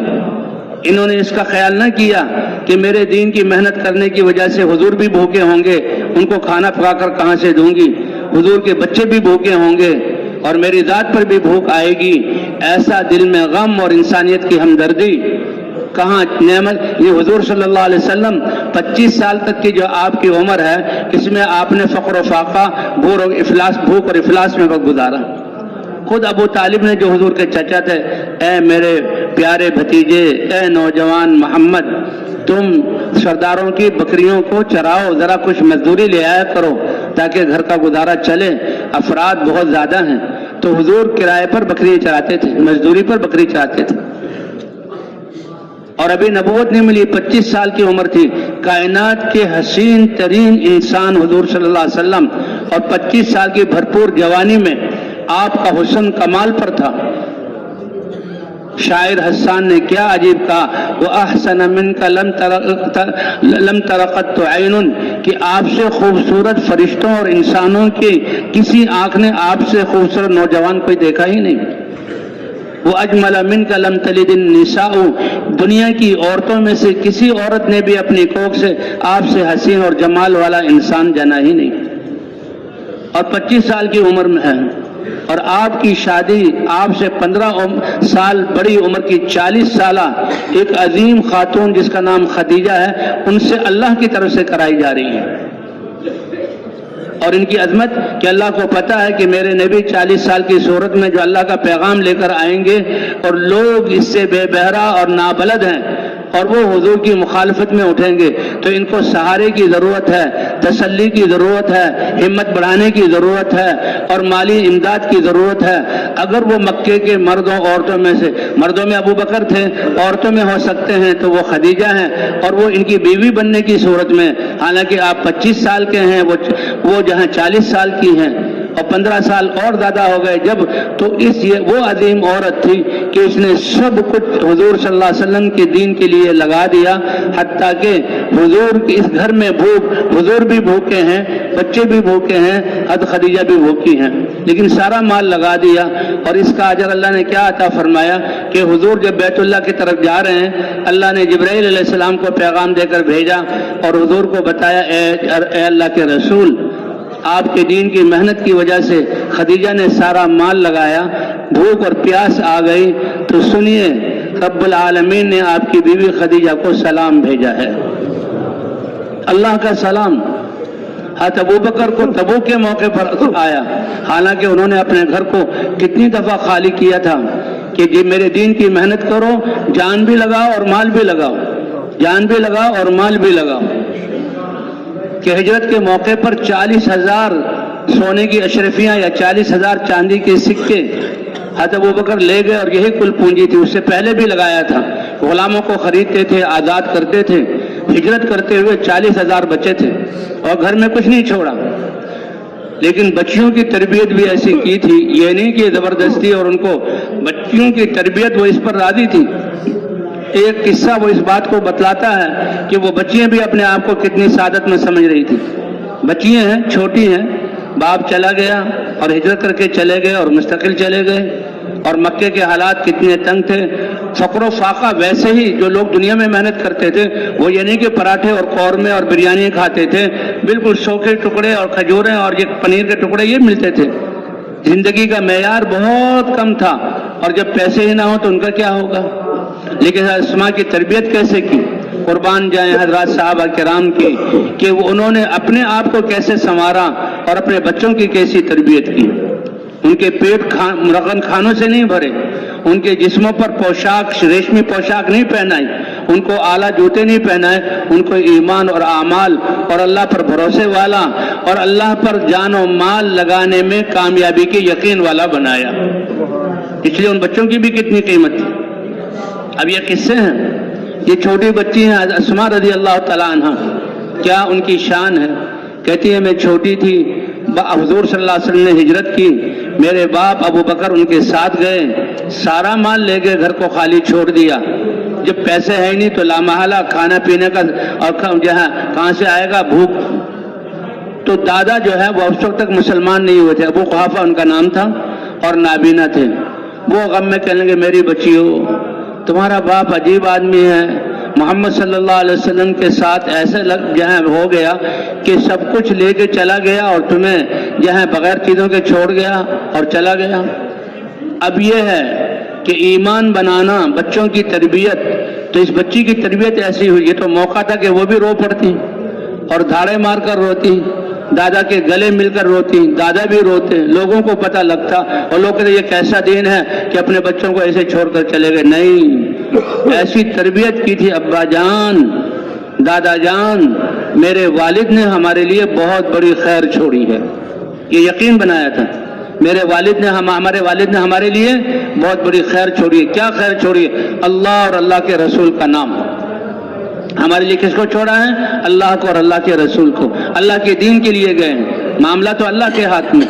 اللہ کے رسول کی نصرت کے لیے گئے ہیں۔ اور فرمایا کہ ظاہری طور پر اب نابینا کو کیا کہا جائے، جس تاخچے میں حضرت ابوبکر صدیق رضی اللہ تعالیٰ عنہ سونے اور چاندی کے سکے، اشرفیاں اور دراہم رکھا کرتے تھے، یہ سونے کی ڈلیاں رکھا کرتے تھے کہ وہ جو ہے تاخچہ خالی تھا، میں نے راستے سے کنکریاں جمع کی اور وہاں رکھ دی ترتیب سے، اور اس کے اوپر موٹا کپڑا بچھا دیا اور دادا کا ہاتھ اوپر کر کے اس کپڑے کے اوپر رکھا۔ دادا نے ہاتھ کو یوں چلایا، سرکایا تو وہ کنکریاں ان کو چبھی، وہ سمجھے کہ یہ ہاں سونے اور چاندی کی ڈلیاں موجود ہیں، کا خدا کی قسم وہ پتھر تھے بے قیمت، لیکن اس دادا کو مطمئن کرنے کے لیے تو اس پر دادا مطمئن۔ یہ تربیت کی تھی حضرت ابوبکر صدیق نے اپنی بیٹی کی۔ کیا مطلب کہ بیٹی اطمینان رکھنا، میں اللہ اور اللہ کے رسول کے نام کی برکت تمہارے لیے چھوڑ کر جا رہا ہوں اور یہ سب سے بہترین تمہاری لیے چیز ہے۔ اور اسی بات کو حضرت ابوبکر صدیق رضی اللہ تعالیٰ عنہ نے تبوک کے موقع پر فرمایا، کیونکہ رخ آخرت کی طرف کیا، جسے کہ مقصود ہے اس محنت سے کہ ہمارے دلوں کا رخ کس کی طرف ہو جائے اور ہماری دوڑ کس کی طرف لگے؟ اللہ کی طرف لگے، اور ہم جانے کی تیاری کر لیں کہ دنیا میں آنے کا مطلب جانا ہے، گاڑی بس میں سوار ہونے کا مطلب، جہاز میں سوار ہونے کا مطلب، اپنی بہترین آرام دہ کار میں سوار ہونے کا مطلب یہ نہیں کہ اب یہ کار مل گئی زندگی اس میں گزرے گی، اب یہ ایئر کنڈیشن ڈبے میں جو ہے یہ گولی کی طرح چلنے والی گاڑی زندگی اس میں گزرے گی، اب وہ فلاں بادشاہ جہاز میں بیٹھ گئے زندگی اس میں گزرے گی، حالانکہ سارے آرام کی چیزیں موجود ہیں کہ نہیں، سوار ہونے کا مطلب اترنا ہے۔ اور پھر اگلی بات یہ ہے کہ ایک شاعر نے بڑی عجیب بات کی کہ جب انسان منزل کو پہنچتا ہے، جہاز میں آئے تو ایئرپورٹ پر اتر گئے، ریل گاڑی میں آئے تو جو ہے اسٹیشن پر اتر گئے، بڑی بس میں آئے ایئر کنڈیشن بس میں تو بس اسٹاپ پر اتر گئے، اور اپنی کار میں آئے ایئر کنڈیشن کار میں، اور کروڑوں کی وہ کار تھی تو گیراج میں جا کر گاڑی کو کھڑا کر دیا کہ جب منزل میں انسان پہنچتا ہے تو پھر اپنے چارپائی اور اپنے گھر تک پیدل آتا ہے۔ اسی طرح انسان جب ایمان میں کمال پیدا کرتا ہے تو اس میں تواضع آ جاتی ہے۔ انسان جب اللہ کو پہچانتا ہے تو اس میں کیا آ جاتی ہے کہ میں کچھ نہیں، مجھ سے کچھ نہیں۔ اس لیے تواضع بڑی دولت ہے کہ شاہ سوار بھی جب منزل کو پہنچتا ہے تو وہ نیچے اتر جاتا ہے۔ تو اللہ کو جو پہچان لیتا ہے اس میں تواضع آ جاتی ہے۔ جب میں کچھ نہیں اور مجھ سے کچھ نہیں تو کس کا حکم ماننا ہے؟ اللہ کا حکم ماننا ہے۔ سب کچھ کس کے لیے دینا ہے؟ اللہ کے لیے دینا ہے۔ تو حضور صلی اللہ علیہ وسلم نے ان حضرات کا رخ آخرت کی طرف کیا تھا، اس لیے حضرت ابوبکر کی دوڑ بھی اس طرف اور حضرت عمر کی دوڑ بھی اس طرف، تمام صحابہ کی دوڑ بھی اس طرف، مردوں کی دوڑ بھی آخرت کی طرف اور عورتوں کی دوڑ بھی آخرت کی طرف، حتیٰ کہ بچوں کی دوڑ بھی آخرت کی طرف تھی۔ یہ ایک ایسا ماحول بن گیا تھا، ایسا ماحول بن گیا تھا۔ ایک دفعہ حضور صلی اللہ علیہ وسلم مجلس میں بیٹھے تھے، اور کیونکہ آپ صلی اللہ علیہ وسلم ہر عمل اور ہر حال سے آخرت کی طرف متوجہ کرتے تھے، فرمایا بھئی تم میں سے کون ہے جس نے آج روزہ رکھا ہو؟ ابو بکر کو اللہ نے ابو بکر بنانا تھا، تو مجلس میں سے ابو بکر نے کہا یا رسول اللہ آج میں روزے سے نکلا ہوں۔ عمر کہنے لگے او ہو، ابو بکر کو نمبر مل گئے، میں بھی تو ان کے ساتھ ہوں۔ اور عمر کی بھی کیا شان تھی، آئندہ میں بھی روزے رکھا کروں گا، جب پوچھیں تو ابو بکر کہیں گے میں روزے سے ہوں، تو میں بھی کہوں گا میں بھی روزے سے ہوں۔ اچھا، گھر سے نکلتے ہوئے کس نے مریض کی عیادت کی؟ تو ایک ایک وقت میں کتنے عمل کر سکتا ہے اللہ، اور ایک ایک عمل کی قیمت ساتوں زمین اور آسمان سے زیادہ قیمتی ہے۔ آپ حضرات کا مسجد میں بیٹھنا یہ الگ عمل ہے، آنکھوں سے دیکھنا یہ الگ عمل ہے، کانوں سے اللہ رسول کی بات سننا یہ الگ عمل ہے، تھکاوٹ کو برداشت کرنا یہ الگ عمل ہے، دل میں نیتیں کرنا یہ ایک الگ عمل ہے۔ ایک وقت میں انسان 20 عمل کر رہا ہے، اس کا ثواب لے رہا ہے اور اللہ ثواب دے رہے ہیں۔ ہاں، کیونکہ وقت بہت قیمتی ہے، سرمایہ بہت زیادہ ضرورت ہے، اور ہمیشہ کی زندگی اور وقت بہت تھوڑا سا ہے۔ اس لیے فرمایا کہ سب سے زیادہ عقل مند اور محتاط کہ جو موت کو اکثر یاد کرے اور موت کے بعد والی زندگی کے لیے تیاری کرے۔ تو انہوں نے فرمایا روزہ کس نے رکھا؟ کہ میں نے۔ ابو بکر۔ آج مریض کی عیادت کس نے کی؟ کہ میں نے۔ اب مریض کی عیادت کرنا یہ تو ایک معاشرے کی چیز ہے، ایک اخلاقی چیز ہے، اس پر اللہ کیا فتح دیتے ہیں؟ فرمایا جس نے مریض کی صبح کو عیادت کی تو 70,000 فرشتے شام تک اس کے لیے مغفرت کی دعا کرتے ہیں، اور جس نے شام کو عیادت کی تو 70,000 فرشتے اس کے لیے مغفرت کی دعا کرتے ہیں۔ کہ یا رسول اللہ میں نے عیادت کی ہے، کہ یہ ثواب بھی تم نے لے لیا۔ عمر کہنے لگے مجھے بھی ہر گھر سے نکلتے ہوئے سوچنا چاہیے کہ کوئی مریض ہو تو میں اس کی بھی عیادت کر لوں جیسے ابو بکر نے کی۔ اچھا، کسی کو راستے میں جو ہے وہ جنازہ ملا ہو، جنازے کے پیچھے چلے ہوں، ابو بکر نے کہا یا رسول اللہ مجھے اس کا بھی موقع ملا ہے۔ فرمایا کہ جو جنازے کے پیچھے چلتا ہے، اچھا مریض کی عیادت کی تو 70,000 فرشتے دعا کرتے ہیں، جنازے کے پیچھے چلا تو فلہ قیرات، تو جو ہے اس کے لیے ایک قیرات ثواب ملتا ہے۔ صحابہ کرام نے پوچھا یا رسول اللہ قیرات کیا ہے؟ کہ احد پہاڑ خرچ کرنے کا ثواب اللہ تعالیٰ عطا فرماتے ہیں۔ تو جس مسلمان کی اتنی قدر ایمان کی وجہ سے کہ مریض کی عیادت کرو تو فرشتے دعا کریں، اور اس کے جنازے کے پیچھے چلو تو قیرات کے برابر احد پہاڑ سونا صدقہ کرنے کا ثواب ملے، اور اگر جنازے میں بھی شریک ہو جائیں فلہ قیراتان، تو اس کو 2 احد پہاڑ کے برابر سونا کرنے کا ثواب ملتا ہے۔ حضرت عبداللہ ابن عمر کہنے لگے بھائی پیچھے ہم نے بہت سارے قیرات ضائع کر دیے، وہ جنازے کے پیچھے چل کے اپنے کام کے لیے آگے چلے جاتے تھے، یہ تو یہ ہے کہ بھئی جو کفن میں بھی شریک ہو اور دفن میں بھی شریک ہو اللہ اس کو اور قیرات عطا فرماتے ہیں۔ تو کیونکہ آخرت کی طرف رخ تھا، اللہ ہمیں بھی آخرت والا بنا دے، اور اللہ تعالیٰ بھی کہتے ہیں کہ آخرت کی طرف دوڑ لگاؤ، اللہ کی مغفرت کی بادروا الی مغفرۃ من ربکم وجنۃ عرضها السماوات والارض۔ تو روزہ کس نے رکھا ہے اور مریض کی عیادت کس نے کی ہے؟ جنازے کے پیچھے کون چلا ہے اور مسکین کو کس نے کھانا کھلایا؟ کس نے غلام کو آزاد کیا؟ تو چاروں اعمال حضرت ابو بکر نے کیے تھے۔ حضرت عمر کہنے لگے کہ میں بھی آئندہ کروں گا۔ فرمایا کہ جس کے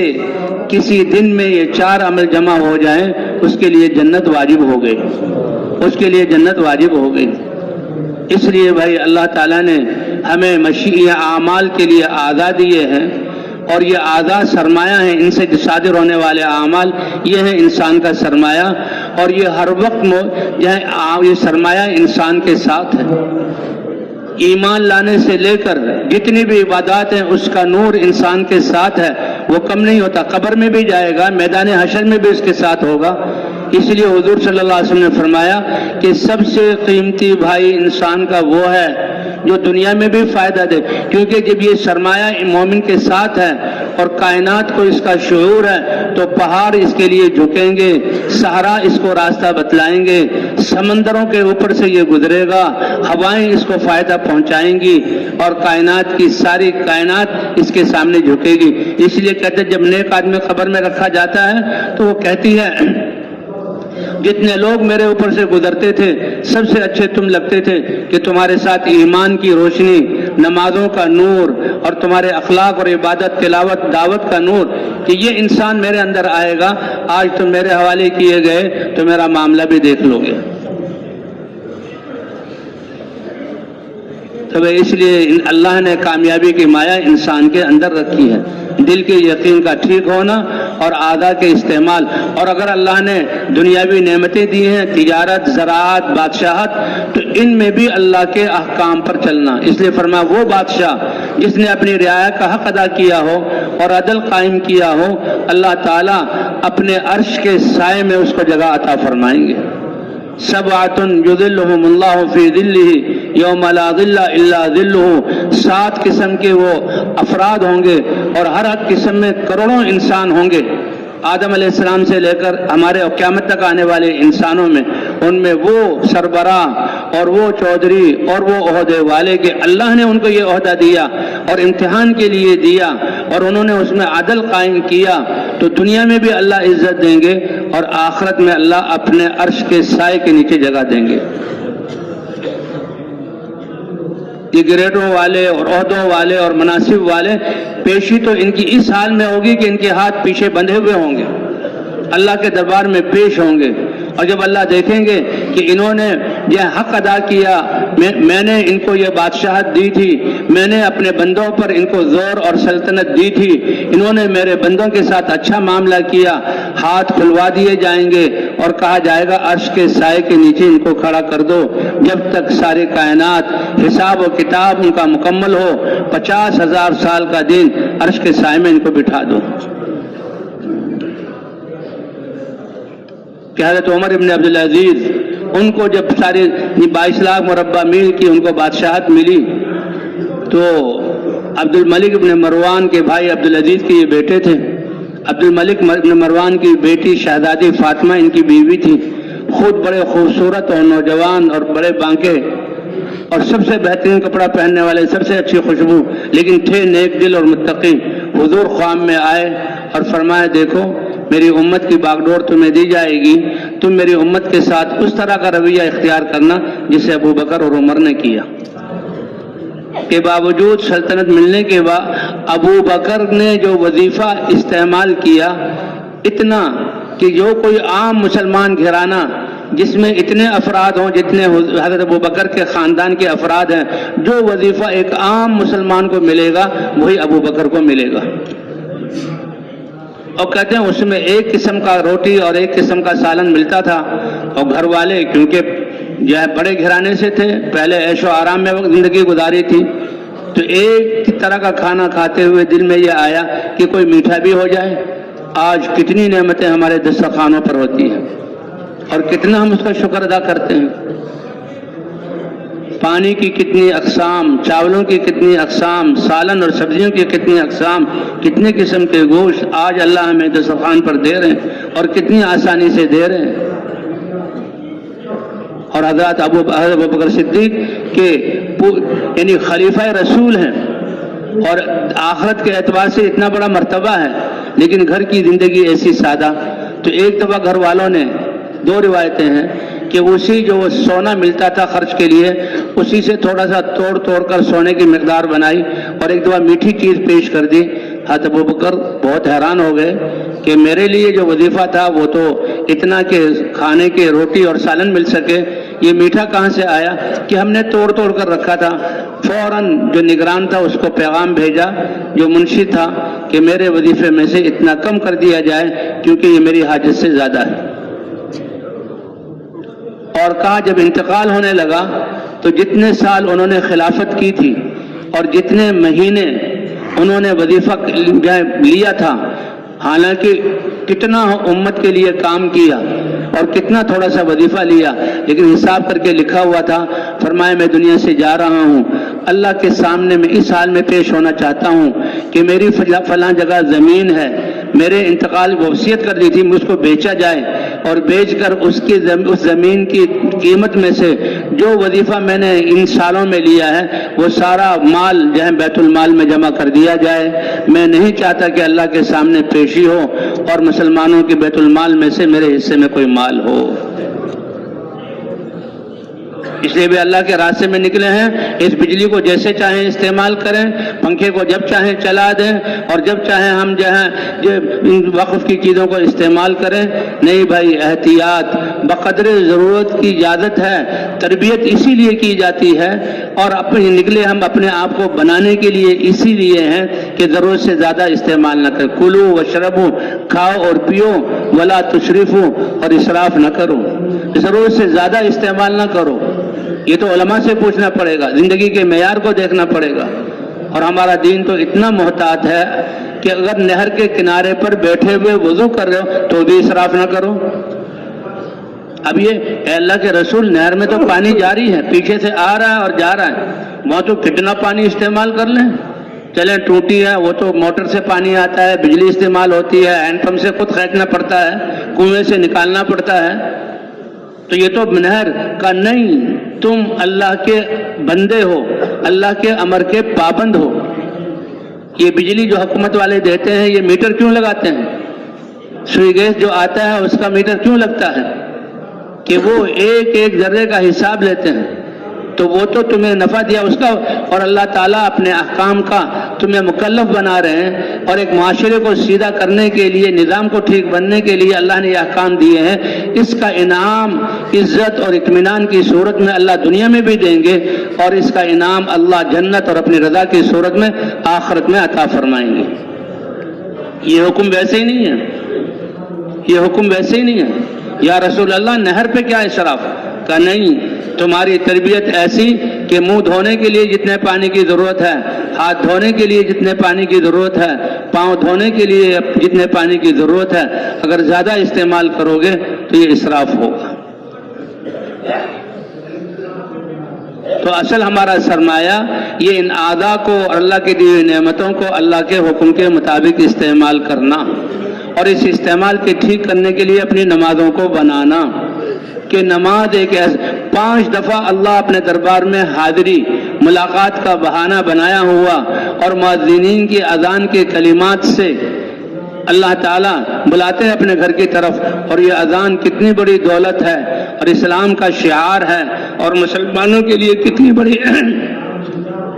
عزت کا مقام ہے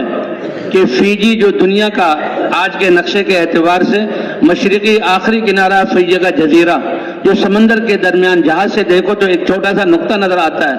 اور وہاں مسلمان رہتے ہیں، اور تبلیغ کی برکت سے وہاں پر مسجدیں بنی اور مسلمان مسجدوں والے بنے، اور سب سے پہلے فجر کی اذان وہاں ہوتی ہے اور وہاں سے چلتی ہے، پھر جہاں جہاں صبح صادق ہو رہی ہے فجر کی اذان چل رہی ہے چیلی تک، اور چیلی میں اگلے دن فجر کی اذان ہو رہی ہے، اور پیچھے ظہر کا وقت شروع ہو گیا، پھر ظہر کا سلسلہ چلا، پھر عصر کا وقت شروع ہوا، پھر مغرب کا وقت شروع ہوا۔ یہ دعوت تامہ ہے، اللہ کا کیسا نظام ہے کہ یہ فضائیں دعوت تامہ کے کلمات سے 24 گھنٹوں میں سے ہر سیکنڈ میں یہ آوازیں گونجتی ہیں، پورے دن میں آوازیں گونجتی ہیں، پورے سال میں گونجتی ہیں، اور کب سے مسلمانوں کا یہ شعار، اسلام کا یہ شعار مسلمانوں کے ذریعے پوری دنیا میں گونجتا ہے۔ اللہ نے کیسا نظام کیا ہوا ہے، کیا عزت دی ہے مسلمانوں کو، اور مؤذن کیا کہتا ہے؟ حی علی الصلاح حی علی الفلاح، آؤ کامیابی حاصل کرنے کے لیے اللہ کے دربار کی طرف۔ اے امت محمدیہ، اللہ نے تمہیں بہترین امت قرار دیا، اور اللہ نے تمہارا نام خود رکھا وَسَمَّاكُمُ الْمُسْلِمِينَ، کہ یہ تو اللہ کے حکم کے سامنے اپنی گردن جھکانے والے ہیں۔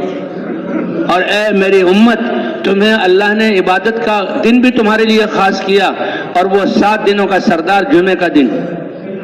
کہ یہود کو کہا گیا کہ تم اپنے لیے دن چھانٹو، انہوں نے کہا ہم خود چھانٹیں گے، انہوں نے کہا ہمارے لیے ہفتے کا دن ہے، تو اس کی تو وہ قیمت نہیں۔ نصارہ کو دیا گیا، انہوں نے کہا اتوار کا دن، جب سے اللہ نے یہ دنیا کی تخلیق کی ابتدا کی، اور جب اس امت کا وقت ہے اللہ نے فرمایا اس کے لیے میں خود چھانٹتا ہوں، اور وہ 7 دنوں کا سردار جمعے کا دن ہے جو تمہیں عطا کرتا ہوں، اور تمہارا نام بھی مسلم اللہ کے سامنے گردن جھکانے والا اللہ نے رکھا، اور تمہیں بہترین امت قرار دیا، اور اس کی سبب کہ تم وہ کام کرنے والے ہو جو انبیاء کرتے تھے۔ انبیاء ہیں، ساری دنیا کے صحابہ، علماء، متقی، مومنین مل کر، ایمان والے کامل ایمان مل کر ایک نبی کے درجے کو نہیں پہنچ سکتے، لیکن ان کا دائرہ ذمہ داری زمانے، علاقے اور افراد کے اعتبار سے محدود ہے، اور حضور صلی اللہ علیہ وسلم کا دائرہ ذمہ داری پوری دنیا کے انسان، پوری روئے زمین، قیامت تک آنے والے زمانے۔ اور اللہ نے اپنے نبی کو 23 سال بعد بلا لیا اور فرمایا یہ میرا احسان ہے کہ 23 سال کے لیے میں نے اپنے نبی کو مشقت میں ڈالا، اور وہ تمہارے پیچھے پھرے اور اس دین کی محنت کو کیا اور ایک جماعت کو تیار کیا۔ حضور صلی اللہ علیہ وسلم تشریف لے گئے تو پوری دنیا کی ذمہ داری دی، اے امت محمدیہ تم بہترین امت ہو کہ تمہیں بھی پوری دنیا کی ذمہ داری دے دی گئی۔ اخرجت للناس، کہ تمہیں بنایا گیا ہے، پیدا کیا گیا ہے سارے انسانوں کی نفع رسانی کے لیے۔ حضرت عمر رضی اللہ تعالیٰ فرماتے ہیں کہ جو یہ چاہے اس کو یہ شرافت اور یہ عزت اور کرامت ملے تو اللہ نے جو شرط رکھی ہے اس کو پورا کرے، اور شرط کا پورا ہونا عائشہ فرماتے تھے کہ ہم نیت کر لیں، اے اللہ پچھلی زندگی اتنی بڑی محنت اور ذمہ داری سے ہٹ کر ہم نے زندگی گزاری تو اپنی قیمت کو ہم نے خود گھٹایا، اللہ کی نظروں میں ہم نے اپنے آپ کو نیچا کیا اور انسانیت پر ظلم کیا کہ اس محنت کو ہم نے نہ کیا۔ اس کے بارے میں اللہ سے مانگے معافی، توبہ کریں، اور توبہ کرنے پر اللہ ایسے صاف کر دیتے ہیں کہ کوئی گناہ کا دھبا اس کے جسم اور روح اور روئے پر ہے ہی نہیں۔ اور آئندہ کے لیے عزم کریں، اور جیسے عزم کریں گے اللہ کے ہاں ویسے شمار ہو جائیں گے، پھر اللہ ہی ہماری تربیت فرمائیں گے۔ اے اللہ بقیہ زندگی کا ہر لمحہ اور زندگی کی دی ہوئی جو صلاحیتیں بڑھاپے کی، جوانی کی، ادھیڑ عمر کی موجود ہیں وہ ساری صلاحیتیں، اور جو مال اور دولت کی نعمتیں دی وہ ساری نعمتیں، اور ہر سانس اے اللہ تیری رضا کے لیے اخلاص کے ساتھ تیرے کلمے کو بلند کرنے کے لیے لگیں گی۔ تو بھائی کون کون اس کی نیت کرتا ہے؟ کون کون اس کی نیت کرتا ہے؟ اے میرے بندو، مجھ سے معاملہ نیت کے ساتھ شروع ہوتا ہے۔ کوئی دنیا کا تمہارا لیڈر، تمہارا سربراہ، تمہارا چودھری، تمہارا وزیر، تمہارا صدر، تمہارا بادشاہ، کوئی کارخانے والا، کمپنی والا کہ جی فلاں وقت سے میں نے آپ کی نیت کی ہوئی تھی اور اتنے قدم میرے لگتے ہیں، اتنی دھوپ میں سہتا ہوں، اتنے زمین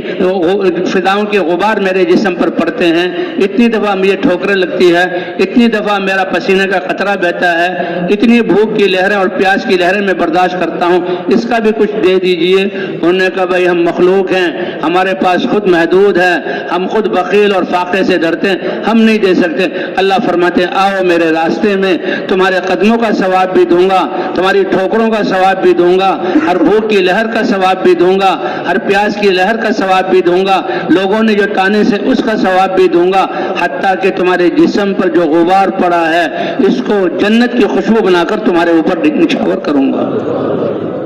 کیونکہ زندگی بہت تھوڑی ہے اور ایمان کی وجہ سے تمہارے ہر عمل کی قیمت ہے،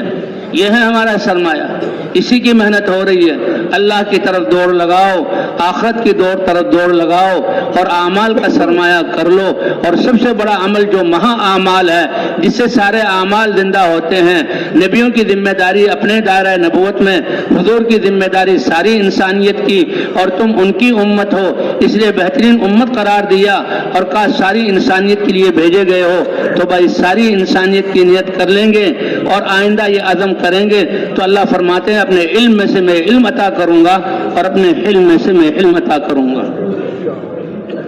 تم تو اپنے دل کو بھی برقرار نہیں رکھ سکتے، دل کو بھی نہیں پلٹ سکتے۔ دل کو پلٹنے والے، ہدایت دینے والے، روشنی دینے والے یہ اللہ دیں گے۔ تمہاری قربانی کے بقدر میں تمہیں ہدایت کا ذریعہ بناؤں گا، اور جن انسانوں کی ہدایت کا ذریعہ بنے اور قیامت تک یہ سلسلہ چلا، یہ وہ تجارت ہے جو تمہارا رب تمہیں بتا رہا ہے۔ اس تجارت میں لگنے سے پہلے قدم پر اللہ گناہ معاف فرما دیں گے، اور اللہ تمہارے لیے جنت اور اپنی رضا عطا فرمائیں گے، اور دنیا جس سے تم پسند کرتے ہو، اخری تحبونہا تم پسند کرتے ہو، تو اللہ کی مدد کے ساتھ دنیا میں زندہ رہو گے۔ اور جب اللہ کی مدد تمہارے ساتھ ہو، بتاؤ کس وقت پریشانی تم پر آ سکتی ہے، کون تمہارا بال بیگا کر سکتا ہے؟ کتنی سادہ سی اور حقیقت والی بات ہے جو حضور صلی اللہ علیہ وسلم نے بتلائی، قرآن پاک میں واضح ہے، اور ممبروں پر یہ بتایا جا رہا ہے کہ پچھلی زندگی کو کوتاہی سے مانگو اللہ سے معافی۔ کتنا بڑا جرم ہوا!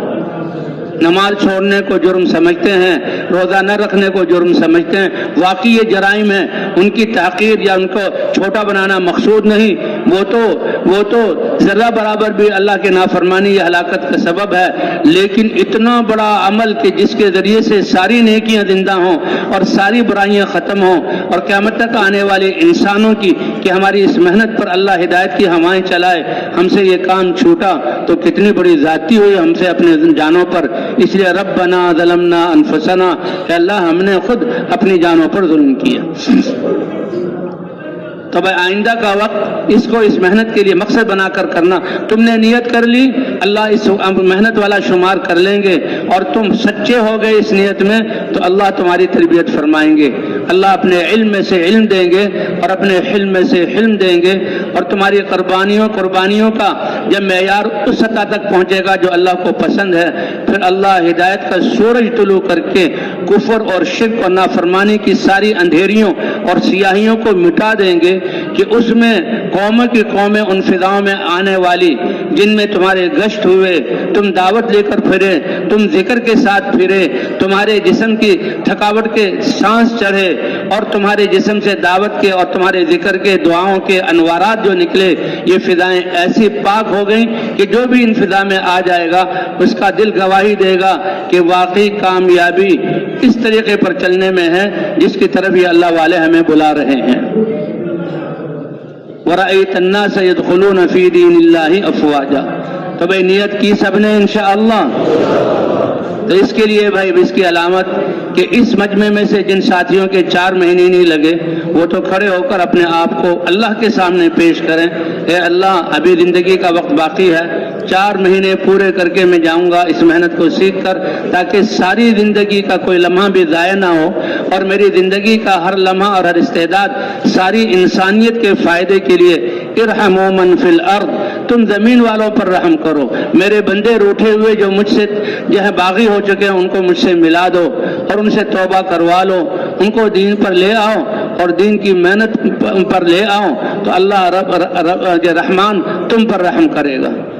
ہاں بھائی کھڑے ہو جائیں، بھائی اللہ کو دکھلائے، ذرا کھڑے رہیں۔ جو بیٹھے ہوئے ہیں یقیناً ان ساتھیوں کے 4 ماہ لگے ہوئے ہیں، اللہ نے ان کو اگلا میدان دیا ہے۔ 4 ماہ جو ہے نقل و حرکت پر اور سفر میں، 8 ماہ اپنے مقام پر محنت کریں گے، اس کے لیے یہ حضرات بھی کھڑے ہو جائیں بھائی۔